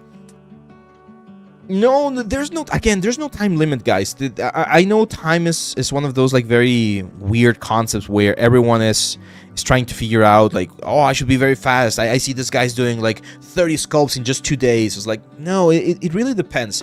I've seen people take 2 or 3 days to do a concept. I've seen people take a full month to do a concept. I've seen people take 30 minutes to do a concept, and all of those concepts work. So use the time. Like, of course you need to have a constraint, right? Like there's a point where spending more time just becomes like useless. Like it's like a diminishing return sort of thing. But my recommendation would be to not think too much about that. Just focus on making something that looks cool. If to make something that looks cool takes you 3 hours, so be it. It was 3 hours. Next time it's probably going to be lower and lower and lower, right? So don't focus too much on the time at first. It would be nice to not have to juggle so many programs in our career. It's exhausting to be proficient in 5+ programs. I like it. Maybe I'm weird, but I like it. To me, it's like toys, right? It's like playing with new toys and different toys. So here's what I'm going to do. I'm here inside of Maya. And what I want to do is I want to create this piece right here. And if we think about that piece, one of the things that you can probably imagine is that, actually, let me see, is that, oh, Control D, no. What's the, I always forget what the shortcut is to draw. Control Shift D. So it's 1 circle on the top, 1 circle on the bottom, 1 circle here, and then 1 circle here and another circle. So it's 5 circles, right? So if I can just manage to find where those 5 circles are going to be, this is going to become way easier. So this circle right here, which is going to be the bottom circle, it's going to be going roughly in this direction right here. I'm going to scale it a little bit, and I'm going to push it so that the back part here is a little bit closer to the leg and a little bit farther away from this front part. And then this one right here represents the middle circle. So this one's going to be like right around here, and I can again scale it, and I can also again sort of like crunch it a little bit, not too much, maybe a little bit less, something like that. And we need to think that this is going to be the knee, right? So it needs to be in a place where it's going to allow for easy knee movement. It's going to be like right there, and then finally this one right here I'm going to just duplicate and have it on the top here. And probably scale it a little bit more, so this thing is pointing on an upper direction like there. Okay? So just like that. Then I'm going to do one more element right here. And this one I'm going to scale. And have it, again, making sure that on the back they're pretty much on the same element or in the same position. But on the front, I want to see that sort of like sharp communication that we see on the concept, right? So same thing for this one right here. Something like that. Maybe this one's going to be a little bit bigger. Same for this one. Maybe it's just going to be a little bit bigger on the back. So we have a little bit of a curvature. There we go. Now we grab 1, 2, 3, 4, 5. And we're going to use a very weird tool. Not a lot of people know about this one. Well, they do, but they don't use it as much, which is the loft tool. On the loft tool, I want to change a couple of things. First of all, I want to have polygons. I want to have quads, general, and on the per span and per span, I'm going to actually change this to 3 and 1 and hit apply.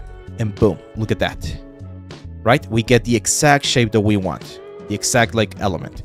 The cool thing on this thing right now is that I can reverse this guy and I can still use the curves. So for instance, this curve right here, I can scale it up and get the exact same sort of like silhouette or element that I might want. Maybe, for instance, on the back vertices right here, I want this thing to go in a little bit more.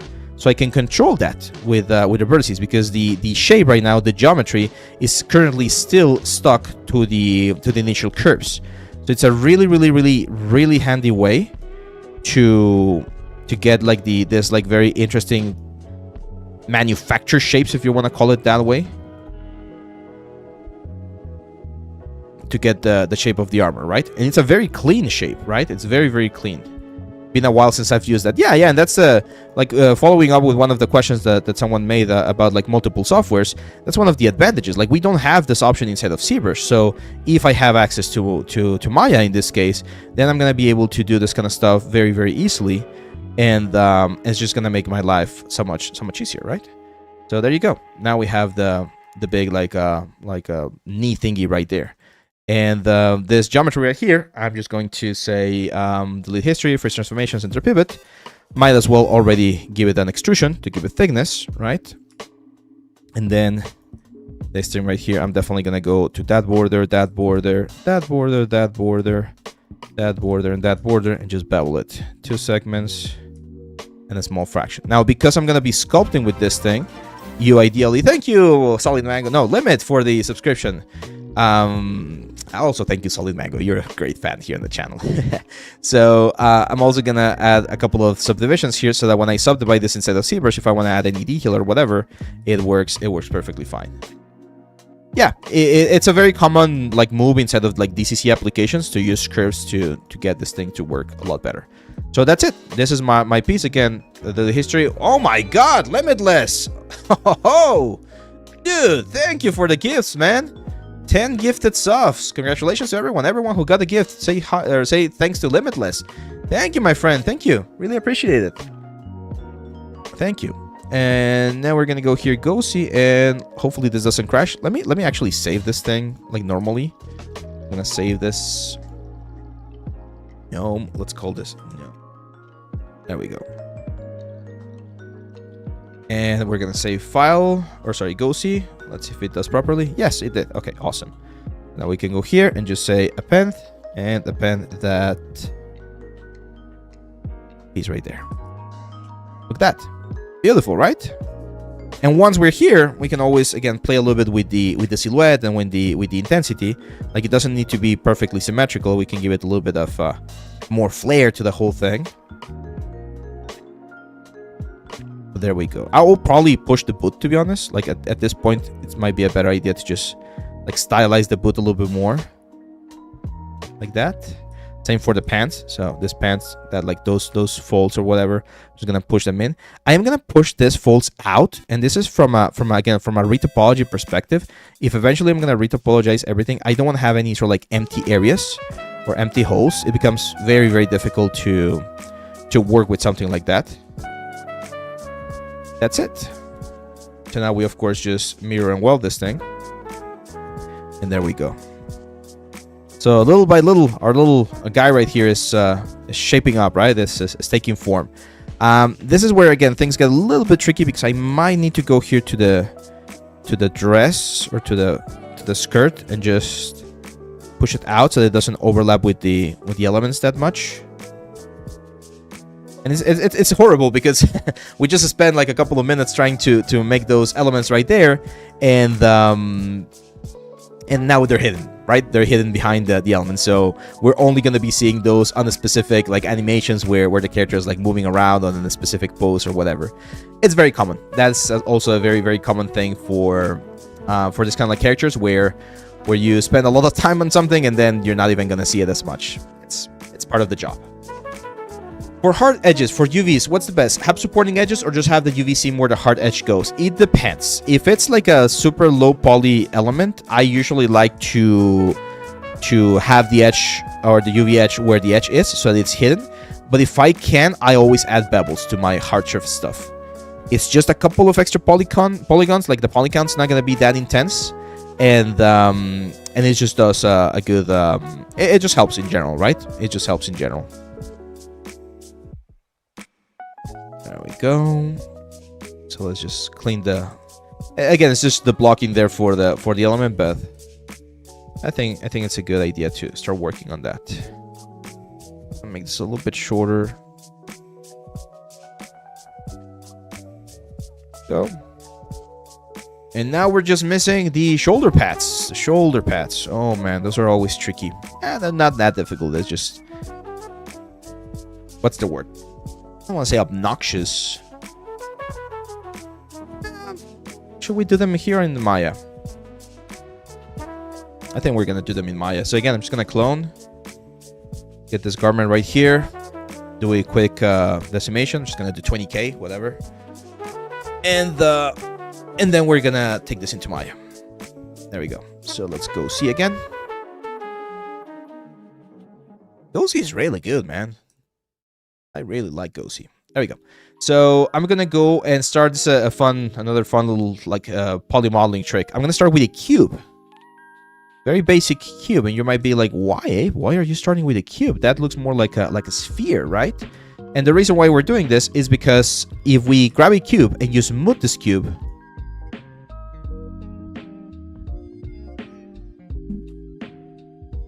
what's going on?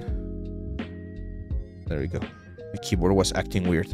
Nothing the little tap cannot help or fix. So when you smooth a cube, you get a sphere. So I'm just gonna smooth this twice, and boom, you get a sphere. It's not a perfect sphere. There's gonna be like small like changes to this sphere, but it's like generally a really good sphere. And once I have the sphere, one of the things that I can do is just delete. Hi, Lady and Limitless. Thank you very much, my friend. Welcome to the chat as well.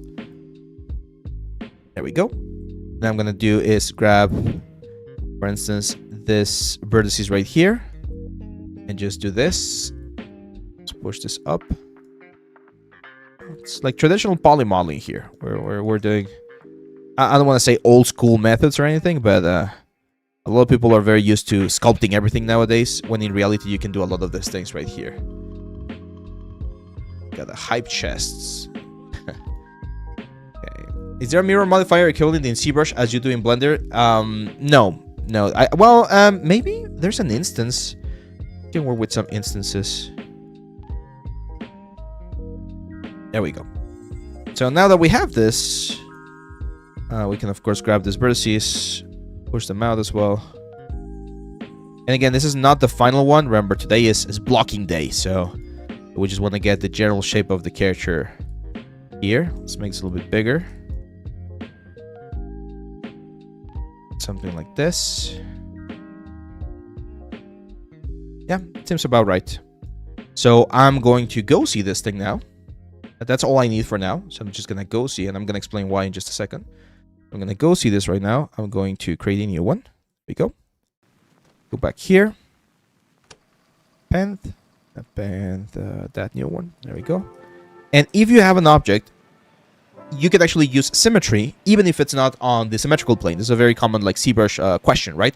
It's like, how can I like modify both sides, like the front and the back of this thing? Well, first of all, we need to go to stroke and we need to change, or sorry, we need to go to transform. We need to activate symmetry, and instead of using X symmetry, we're going to use Z symmetry, right? Front and back.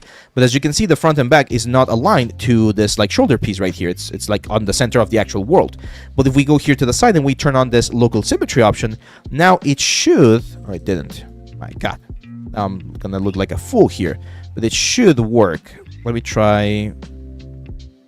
There you go. I'm gonna center the pivot point right there, and go to unmask center. Does it work now? There we go. Now it works. So now technically, yeah, it should work. So the pivot point of the element needs to be on the center of the object, and if you do that, it should be able to work like that. Okay. So now, for instance, I can sort of like flare it out a little bit more here on the corners. So this is not going to be perfectly spherical or anything. I can work with like the shape right here. I can smooth it a little bit, right? So you can go back to the traditional like sculpting. Oh my God, sculpting approach. Without having to worry about the element. You can move it around as well. I'm just gonna remove symmetry for a second there to move it around. There we go. Just don't rotate this, because now if it's rotated, it's no longer gonna work, I think. Actually, don't know. Oh no, it does work. Yeah, just don't change the pivot point. But there you go. The problem becomes when you mirror this to the other side, because now you're gonna have to deal with another axis. So just be careful with that. But yeah, like again, just for a quick what's the word? For a quick blocking, I think we're in a good position here. And I'm gonna mirror and mirror. What? Oh, let's delete the subdivision levels and mirror in the wealth. Yeah, that's the problem. So, so instead of mirror and wealth, I'm gonna have to use my C plugin. I'm gonna use Subtool Master. I'm gonna use mirror. There you go. So I like it. In general, I think we're in a really good position with this character. I do see a couple of things that we need to address. He still feels a little bit too... Not sure if the word is tall.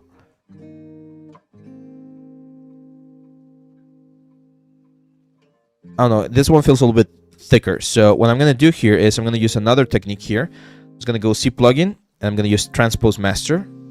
I'm going to hit T-Pose Mesh. So what Transpose Master does is it combines everything into a single subtool, allows you to modify and move everything as a whole, and then transfers that back into the subtools. So what I'm seeing here is that my character on the concept seems to be a little bit more chubby. So I'm going to make him a little bit more chubby here in the proportions by moving everything here. I'm going to sharpen that like elbow a little bit there on the shirt. Probably smooth out some of the elements. Like it's just like global changes right now that we're doing. Thank you, Juan. Thank you. Yeah, it's looking fine. I think I like how this is looking so far. Okay, and now once we're happy, we can just go T-Pose Sub-T, and what that's going to do is going to transfer all of the details back and adjust any of the proportions that we adjusted. It's a good way to globally, again, adjust the character and make it fit a little bit more. I think it's the helmet. The helmet is like what's freaking me out, and the reason is this helmet should be going way lower. Like there. But we need to adjust certain things. So for instance, this front part needs to be a little bit higher. But then these things right here need to be going a little bit lower and further out. Probably gonna have to remove the ears that we originally added.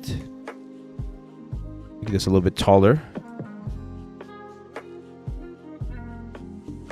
Yeah, it's looking a lot more like it. The pose is definitely one of the things that's throwing me off.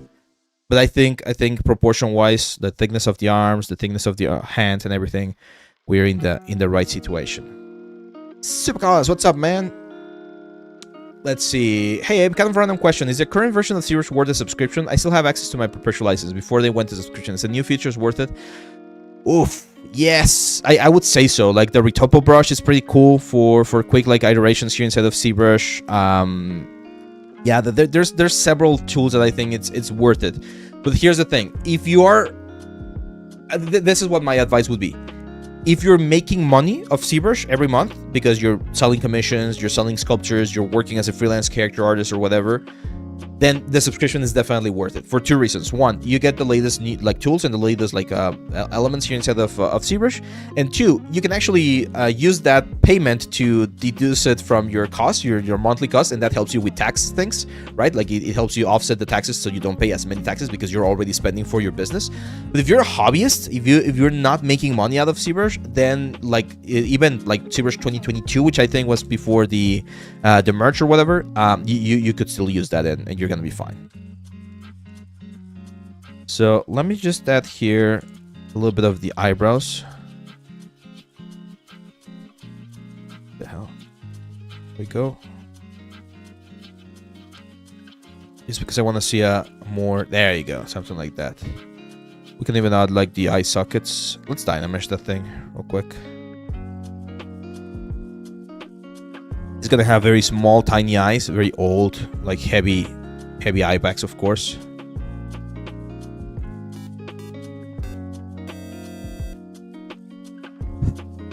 But there we go, guys. Like we're in a position now. For instance, here I'm gonna give this thing thickness. I'm gonna go to dynamic subdivision. No subdivisions. I'm just gonna give this thickness. There we go. Oh, perfect. That's great. That's a good amount of thickness there. And I'm just gonna hit apply. Now, before I subdivide, I'm gonna go again into C Modeler,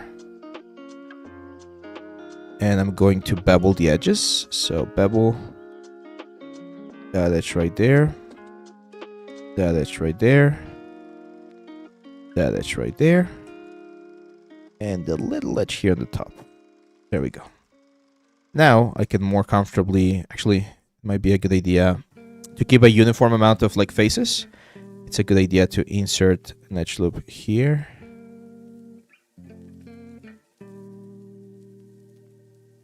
And here.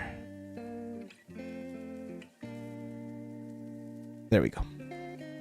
Now we can smooth this. We're gonna get a nice effect. This is where crease. This is another question I get asked often. Like, do you like using crease on the instead of ZBrush?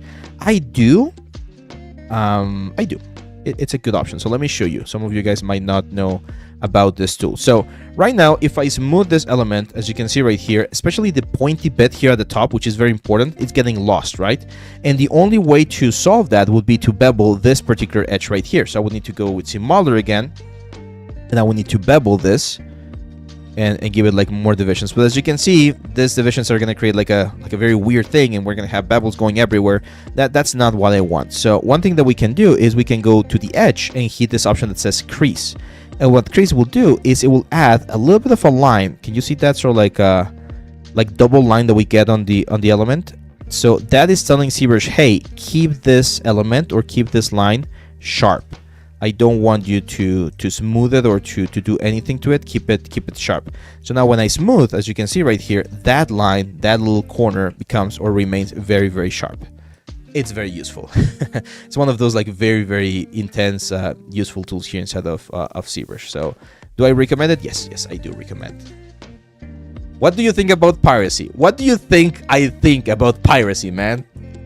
That's a weird question. I mean, let's be honest. We all know piracy is wrong, right? Like, if you were creating a software, if you were creating content, if you were creating anything, you would hate for people to steal that from you, right? And not pay. It's obvious. I think globally, in every single culture, piracy, we understand it's wrong. Now, do I understand why people might do it? Because, again, the cost of living or this or that, whatever, sure, I understand it. And most people out there are understanding of that. However, my take has always been the same. If you are making money, you should be able to afford your softwares. Okay? If you're doing this as a hobby, if you're not, again, hurting anyone, right? If you're just like learning the tool or whatever, it's not right. There's ways to do it like properly, but I understand, right? However, if you're already making money out of the software, out of the tools, just pay for them, man. Like, that's the right thing to do. You would like everyone to do the same thing if you were the creator of the software. Now, you don't want to pay? There's free options, but then don't come back and complain. Like, that to me is the hypocritical thing, right? Like, people are like, oh, I don't care. I'm just going to pirate like Photoshop, or I'm just going to pirate like a ZBrush or Maya or whatever. Dude, if you don't want to, if you really don't want to pay for something, there's Blender, and it's really good. It has a sculpting tools as well. There's Affinity now with Canva, right? Which is very similar to Photoshop, and it has a very powerful toolset too. There's, again, Blender in case you don't want to use Maya. So there's free options. The problem is you want to use the premium things or the cool tools that some of these softwares have without paying for them. And that to me, it just feels dishonorable. So what I'm saying is, if you are making money, use part of your budget to pay for your licenses. If you don't like subscriptions, that's fine. I don't like subscriptions either. Like, it's not my favorite thing to do. But if I'm not going to be using a software for a particular project or for a particular period of time, most of them allow you to cancel the subscription and then renew them when you're going to need it. So there's ways to do that, man. There's ways to do this the right way, not being a thief. Let's see. My go-see from ZBrush to Marble Designer is always scuffed. My molds are always small and of the main grain flow. I only use go-see to Maya, to be honest. I know there's even one to to Blender. I haven't tried it yet, so I'm not gonna be able to give you an opinion on that because I haven't used it for Marble Designer. Is that for games? Yes, ideally not ideally. I'm gonna be working on the sketcher for games. Adobe don't do that. You can't cancel subscription. Yeah, I understand there. I think if you subscribe to the Creative Cloud, then yeah. But again, that's what I'm mentioning, man. Like, if you don't want to be part of that, if you don't want to support the corporates or whatever, hey, that's fine. It's your money. Do whatever you want. I don't mind. But there are other options. Don't come back and complain then. It's like, oh, I'm not gonna support it, and I'm also gonna steal. Like, that just feels wrong, man. The Blender version of GoC is GoB. Oh, nice. Would you be comfortable to share how much you pay every month for all of your softwares? Yes, of course. Here. In 1 second. We'll do the calculation together.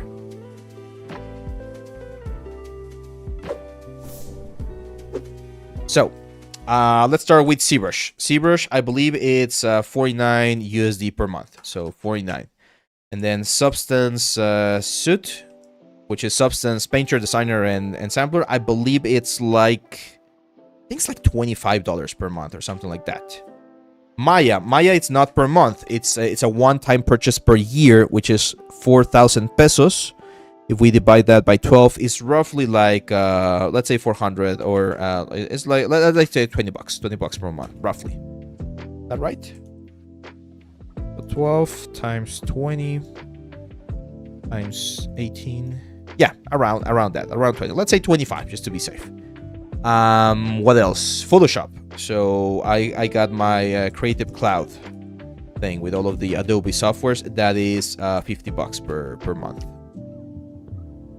Marvelous is, I think it's $40, but this one I don't pay every month. This month I did pay for it because I was using it for something that I needed, but that's pretty much it.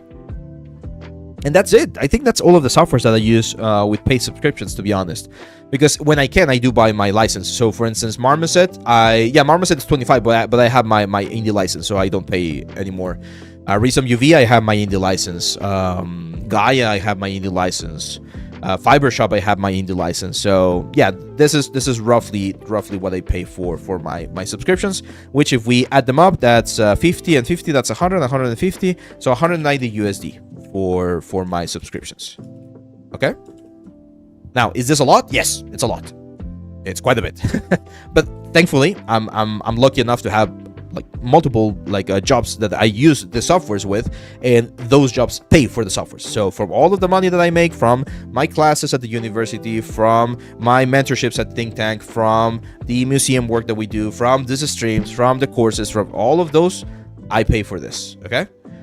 No. So Maya, for those of you that aren't aware, and I'm always surprised that people don't know about this, but Maya in most countries have this thing called the Maya Indie license. So here in Mexico, I have access to this one, to the Maya Indie license. For instance, you can see right here, 2,879 pesos, which is roughly like, I don't know, like $150, $160 for a full year. And that's if I get them through that Licencia Digital thing. I usually just go from to the main site. Let's see. Yeah, there you go. So yeah, if you are a big studio, if you're working with big studios, then the price of the license changes quite a bit. But if you're indie like me, then you can pay way less. So let's see, where is it? Here, Maya Indie. So yep, buy Maya Indie. So as you can see, Maya Indie is 4,100 pesos. Which is, again, roughly like $200, $250, around that, for a full year of Maya. So that's the version, or the one that I buy. So there's ways, again, guys, there's ways to do it. For instance, Maxon has this option where you can buy, I think, Cinema 4D and ZBrush for like $60 for a full year if you're a student. And that one's very good as well. And you don't need to be pirating anything. You don't need to be exposing your PC or computers to any viruses or whatever. It's just a nicer way to do it, I think. Okay, let's append now. I'm just gonna append a very quick box here, because in terms of props, this guy seems to only have like one bag as a prop.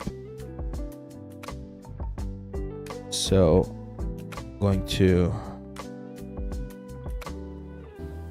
have that bag right around there. The little pouch right here on the back. I might add another one. I don't think it's needed right now, so But this bag is important because there's another belt that goes towards it. And it gives a sense of scale as well, right? To the character. That's it. I think we're gonna leave it here, guys. I think we're in a good position. Like a couple of hours. What was it? 2 hours, 2.5 hours, and we were able to get most of the blocking done here for our fun little character. We got the pants, we got some of the belt, some of the beard. Now it's gonna be like the next stage, and we're gonna do this next. Let's see if we can do this. Should we do that as a challenge? I think it would be a cool challenge to try to finish this character in 4 weeks, right? Like in 4 live streams. I'm probably gonna be doing a little bit of work off camera. I'm not gonna deny it because otherwise we're not gonna finish. But let's see if we can do like four like weeks of just like working on this character, and let's see how far we can push it. So this week we did the blocking, next week or block out, and next week we're gonna be working on the high poly, and then we're gonna do low poly, and then textures. That could probably be a nice piece. And yeah, no, I definitely want this to be a portfolio piece, to be honest. I'm really looking forward to have this. Eres de Mexico, ¿cómo sacas clientes? Oh, that's a good question, man. So first of all, if you don't know English, you should definitely know or learn English. It's going to open so many doors for you. That's one of the things that has helped me quite a bit on my career. The other one, and I've mentioned this before, is that it's important to network. I know we suck at network as artists. We are normally not that good at it. Look, here's one advice. I'm going to give you this advice to you, my friends. I want to bet that most of you, if not every single one of you, has friends, right? I know. We're artists. We don't have friends. No, we do have friends. And usually we're going to have friends who are on other types of like specific careers, right? Like not every one of our friends are artists, right? So for instance, I have a good friend who's a doctor. I have a good friend who's a lawyer. I have a good friend who's a programmer. So I have like multiple friends who have like different avenues. I have friends who, for instance, are really good at selling stuff. They look for different things and they sell them. I've talked to them, like I've invited them to like, hey, let's go get some like tacos or burgers or whatever, and just ask them, hey, dude, how do you network? Because again, as artists, it's not the same thing to giving you art tips or whatever that is for someone who's specifically good at marketing or at sales to give you tips on how to market yourself and how to sell your stuff. So it is important that you learn about that kind of stuff. I know we don't want to do that. I know I didn't want to do that back in the day, but it's one of those skills that has been very, very like helpful in my career as an artist, to be able to maintain myself, to maintain my family, right? Like to provide for them, and to allow me to just like, again, continue to give this or to continue to do this as an artist. So you do need to learn how to market yourself. You do need to learn how to sell your stuff, how to put your name out there, how to network people. And I might not be the one to give you all of those advices because I'm not like super good at that. But it's one of those skills that you do need to develop. So it doesn't matter where you are in the world. This is one of the skills that you need to learn. As an artist, it's not only about doing the art, it's about selling the art. Because there's a bunch of our artists out there that are not very good at their art and they sell very, very well, right? So it's just because they know how to sell their stuff, themselves, right? So work on that. definitely work on that. What game engine do you recommend to learn from the industry? I recommend Unreal or Unity. Any of those are good ones. Is there a difference between the US versus the indie version? No, it's the exact same version. The version for Maya. Let's see. I mentioned this because I just read that people are increasingly canceling all kinds of subscriptions, not just software ones. There's been a rise in people stopping watching Daredevil. No, I agree. And again, if everything could go back to rent to own or to owning the licenses right away, I think that would be a good option. You guys also got to remember, back in the day when licenses or subscriptions were not available, softwares were very pricey. So if you go back 15 years ago, for instance, there were no other options to Photoshop. Like Photoshop was one of the only ones out there. Maybe like Corel or something like that, right? But the problem is that one of the things that you need to understand is that back then a Photoshop license was like, I don't know, $300, $600. It was very, very pricey. So if you were just fresh out of school and you wanted to freelance, for instance, you would need to get a loan or something just to get the license so that you could do it properly. That's why a lot of people were doing the the pirating thing. So nowadays, subscriptions do make it a little bit easier to get into the software, even though you do pay for it for longer, right? So it's a trade-off at the end of the day. Amino Stream says, hey Abe, how hard do you think is it to get a foot into this industry as an ex-convict? Does people actually care about that stuff if you're good enough? No, I didn't think... I wouldn't. Like, if I was hiring and you were an ex-convict, I don't care. Mainly because we don't even, like, deal with people, right? So you're just dealing with the software and the art. So as long as you're good, you're fine. To be honest, I'm not sure how the laws are in the country where you're at. So I know that that can be, like, problematic sometimes. But at least you're in Mexico. Artists, I don't care. I don't really care. Did you learn different softwares by trial and error or by watching reading tutorials or tips online? So I went to school, as you guys know. I went to school to Gnome back in from 2013 to 2016. So that's where I learned most of the softwares. But I'm really good at learning by myself. I really like reading the documentation of things. So to me, whenever a software uploads a new like patch notes and they are really like precise about what they're like including, I love like experimenting and stuff. And yeah, there's a lot of trial and error. So for instance, for the newest feature here inside of ZBrush, the ZBrush to Substance, the bridge, you guys have seen it already. So for instance here, actually you want to do it real quick here. So we have this helmet, right? And it doesn't have UVs or anything. I can just literally go here to texture and then Substance bridge, and I'm gonna do a force UV auto unwrap because I don't have any UVs, and low and high, and I'm just gonna send to Painter. So what this is gonna do is it's gonna send this asset to Substance Painter and do it. Save before. Now it's all the same. Don't worry. So when I was like preparing the video for this tool for you guys, I did a lot of trial and error to see what the specifics were that I needed to make sure to have in order for this like bridge to work properly. So yeah, there's a lot of trial and error involved. I'm graduating in a week and losing my student discount for Cinema 4D. What's an alternative that you recommend? Blender. Blender is really good. I know I get like a little bit mad at the Blender community sometimes because they're always trying to say, oh, Blender is the best, but no, it is really good. It's just that community can be a little bit obnoxious sometimes. But yeah, just start learning Blender, man. Like it's really, really good. Like Alan here, he's our editor, and he does a lot of like animations and things for our shorts and our videos. He uses Blender, and it's perfectly fine. I personally use Maya more because I've been using it for the past 15 years. But if tomorrow I'm like poor and I'm bankrupt or whatever I need and I want to continue doing 3D, Blender, then you can do pretty much everything with it. Is network a must? If someone is good enough, they won't need it network as much? No, you always need network. Doesn't matter how good you are. You might be the best artist out there, but if no one knows you're there, how are they gonna hire you? What pages or places should I use to connect? Like ArtStation, most of my clients are the marketing and production, but I want to be part of... Oh, man. See, dude, I hate this question. Not that I hate the question, it's just like... I feel sometimes you guys are playing a little bit dumb. You know when a kid knows the answer and they just don't want to... What's the word? They just don't want to accept the answer because they're, I don't know, like scared of it or whatever? Here.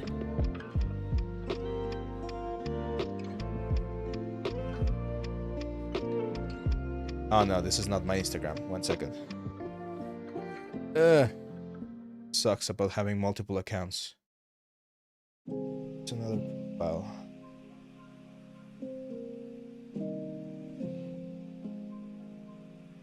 Oh man, not gonna be able to do it here. Okay, I'll do it on ArtStation. Okay, so you're gonna go on ArtStation and you're gonna find any like pretty picture or pretty model that you like. Anything. It could be anything. So I don't know, for instance, this one right here. So this is by John Patrick Gañas. Come on, ArtStation. Why are you always so slow? Why are you always so slow? I'm sorry, Abe, but are you still gonna mention the solution for non-manifold geometry when importing? Yeah, I showed you, man. I showed you a couple of minutes ago, but I'll show it again. I don't know what it is with ArtStation today, man. Okay, so I'm not gonna be able to go into the comment section, but here's what you're gonna do. If you find a piece that you really like this one from Vivian Herzog, you're gonna write a nice comment about that piece. Like, oh, I love the way that you use the colors, love the composition, love the artwork, or whatever. And then you can ask a very basic question like, how did you handle, for instance, on this one right here. Okay? So, and I'm just going to do it. Great character. Great character. Oh. Character. Love the, I don't know, the sign. Okay? And then you can ask a question. Very simple question. How did you approach the neck piece? Was it C modeler or traditional box modeling, right? There you go. And you just ask the question. That's it. That's it. That's all you need to do. Just ask a question, tell them that you really like their stuff, and here's a couple of things that can happen. You do get an answer, you get completely ignored, or they even reach out to you and like, hey, would you like me to show you? I've had students who have reached to other like artists, and the artist takes 15 minutes to jump into a quick Zoom call or Discord call, and boom. That doesn't mean that that person is going to give you a job or give you money or whatever, but now they know who you are. So the next time they see your name or they see your stuff, they're going to be able to be like, oh yeah, I remember this guy. And maybe in the future on their own studio or on the project they're working on, they need someone, right? They need someone to be helping them. And they're going to remember you and they might give you a call, right? That's how you build relationships. That's how you build online presence. By just being nice, saying, hey, I like your stuff. How did you do this? Could you share a specific tip here or whatever? Like, that's the kind of stuff that you do. Like, it's very, very simple to do. Now the automatic the automatic stuff seems to be not working right now, so I'm gonna owe you guys that one. Let me go back to helping quickly here Tamim about the non-manifold geometry. So here's a very common thing that can happen, my friend, and I'm actually gonna do it here with the skirt. So when you're dealing with Dynamesh specifically and thin objects like this one, if you try to Dynamesh, sometimes you get some very horrible non-manifold geometries. So for instance here, see how here on the border there's like holes on the element? Very difficult to see maybe, but see those elements right there? That's very complicated to fix. So what you need to do is, first of all, smooth everything. The more you smooth the elements, the more those things are going to disappear. So you should be able to try to remove them, okay? That's one option. If that doesn't work, as you can see right there, it's not working. And even though I can try zero meshing again, I still get like those little horrible holes. You can try going here to geometry and then modify topology, close holes. That's going to close some of the holes.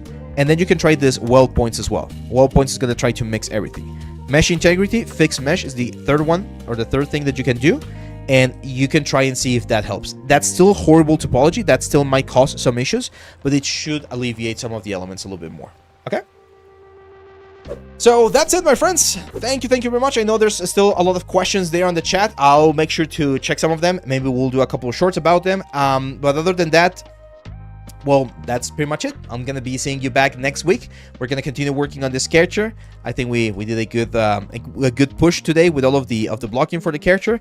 So yeah, that's pretty much it, my friends. Make sure to join the Discord channel if you want to learn more about the 3D world. Of course, we have all of the free videos here on YouTube, but we also have the courses. Those keep the channel alive. So if you want to check them out, we have courses about Blender, Substance, Marvelous Designer, ZBrush, a little bit of everything. Just check the comment section here, www or www.avleal3d.com. You can check those ones, and that's it. Make sure to follow us on Instagram, TikTok, everywhere. We're uploading stuff every single day, and well, you guys know the drill. Always learning, always improving. I'll see you back on the next one. Bye bye.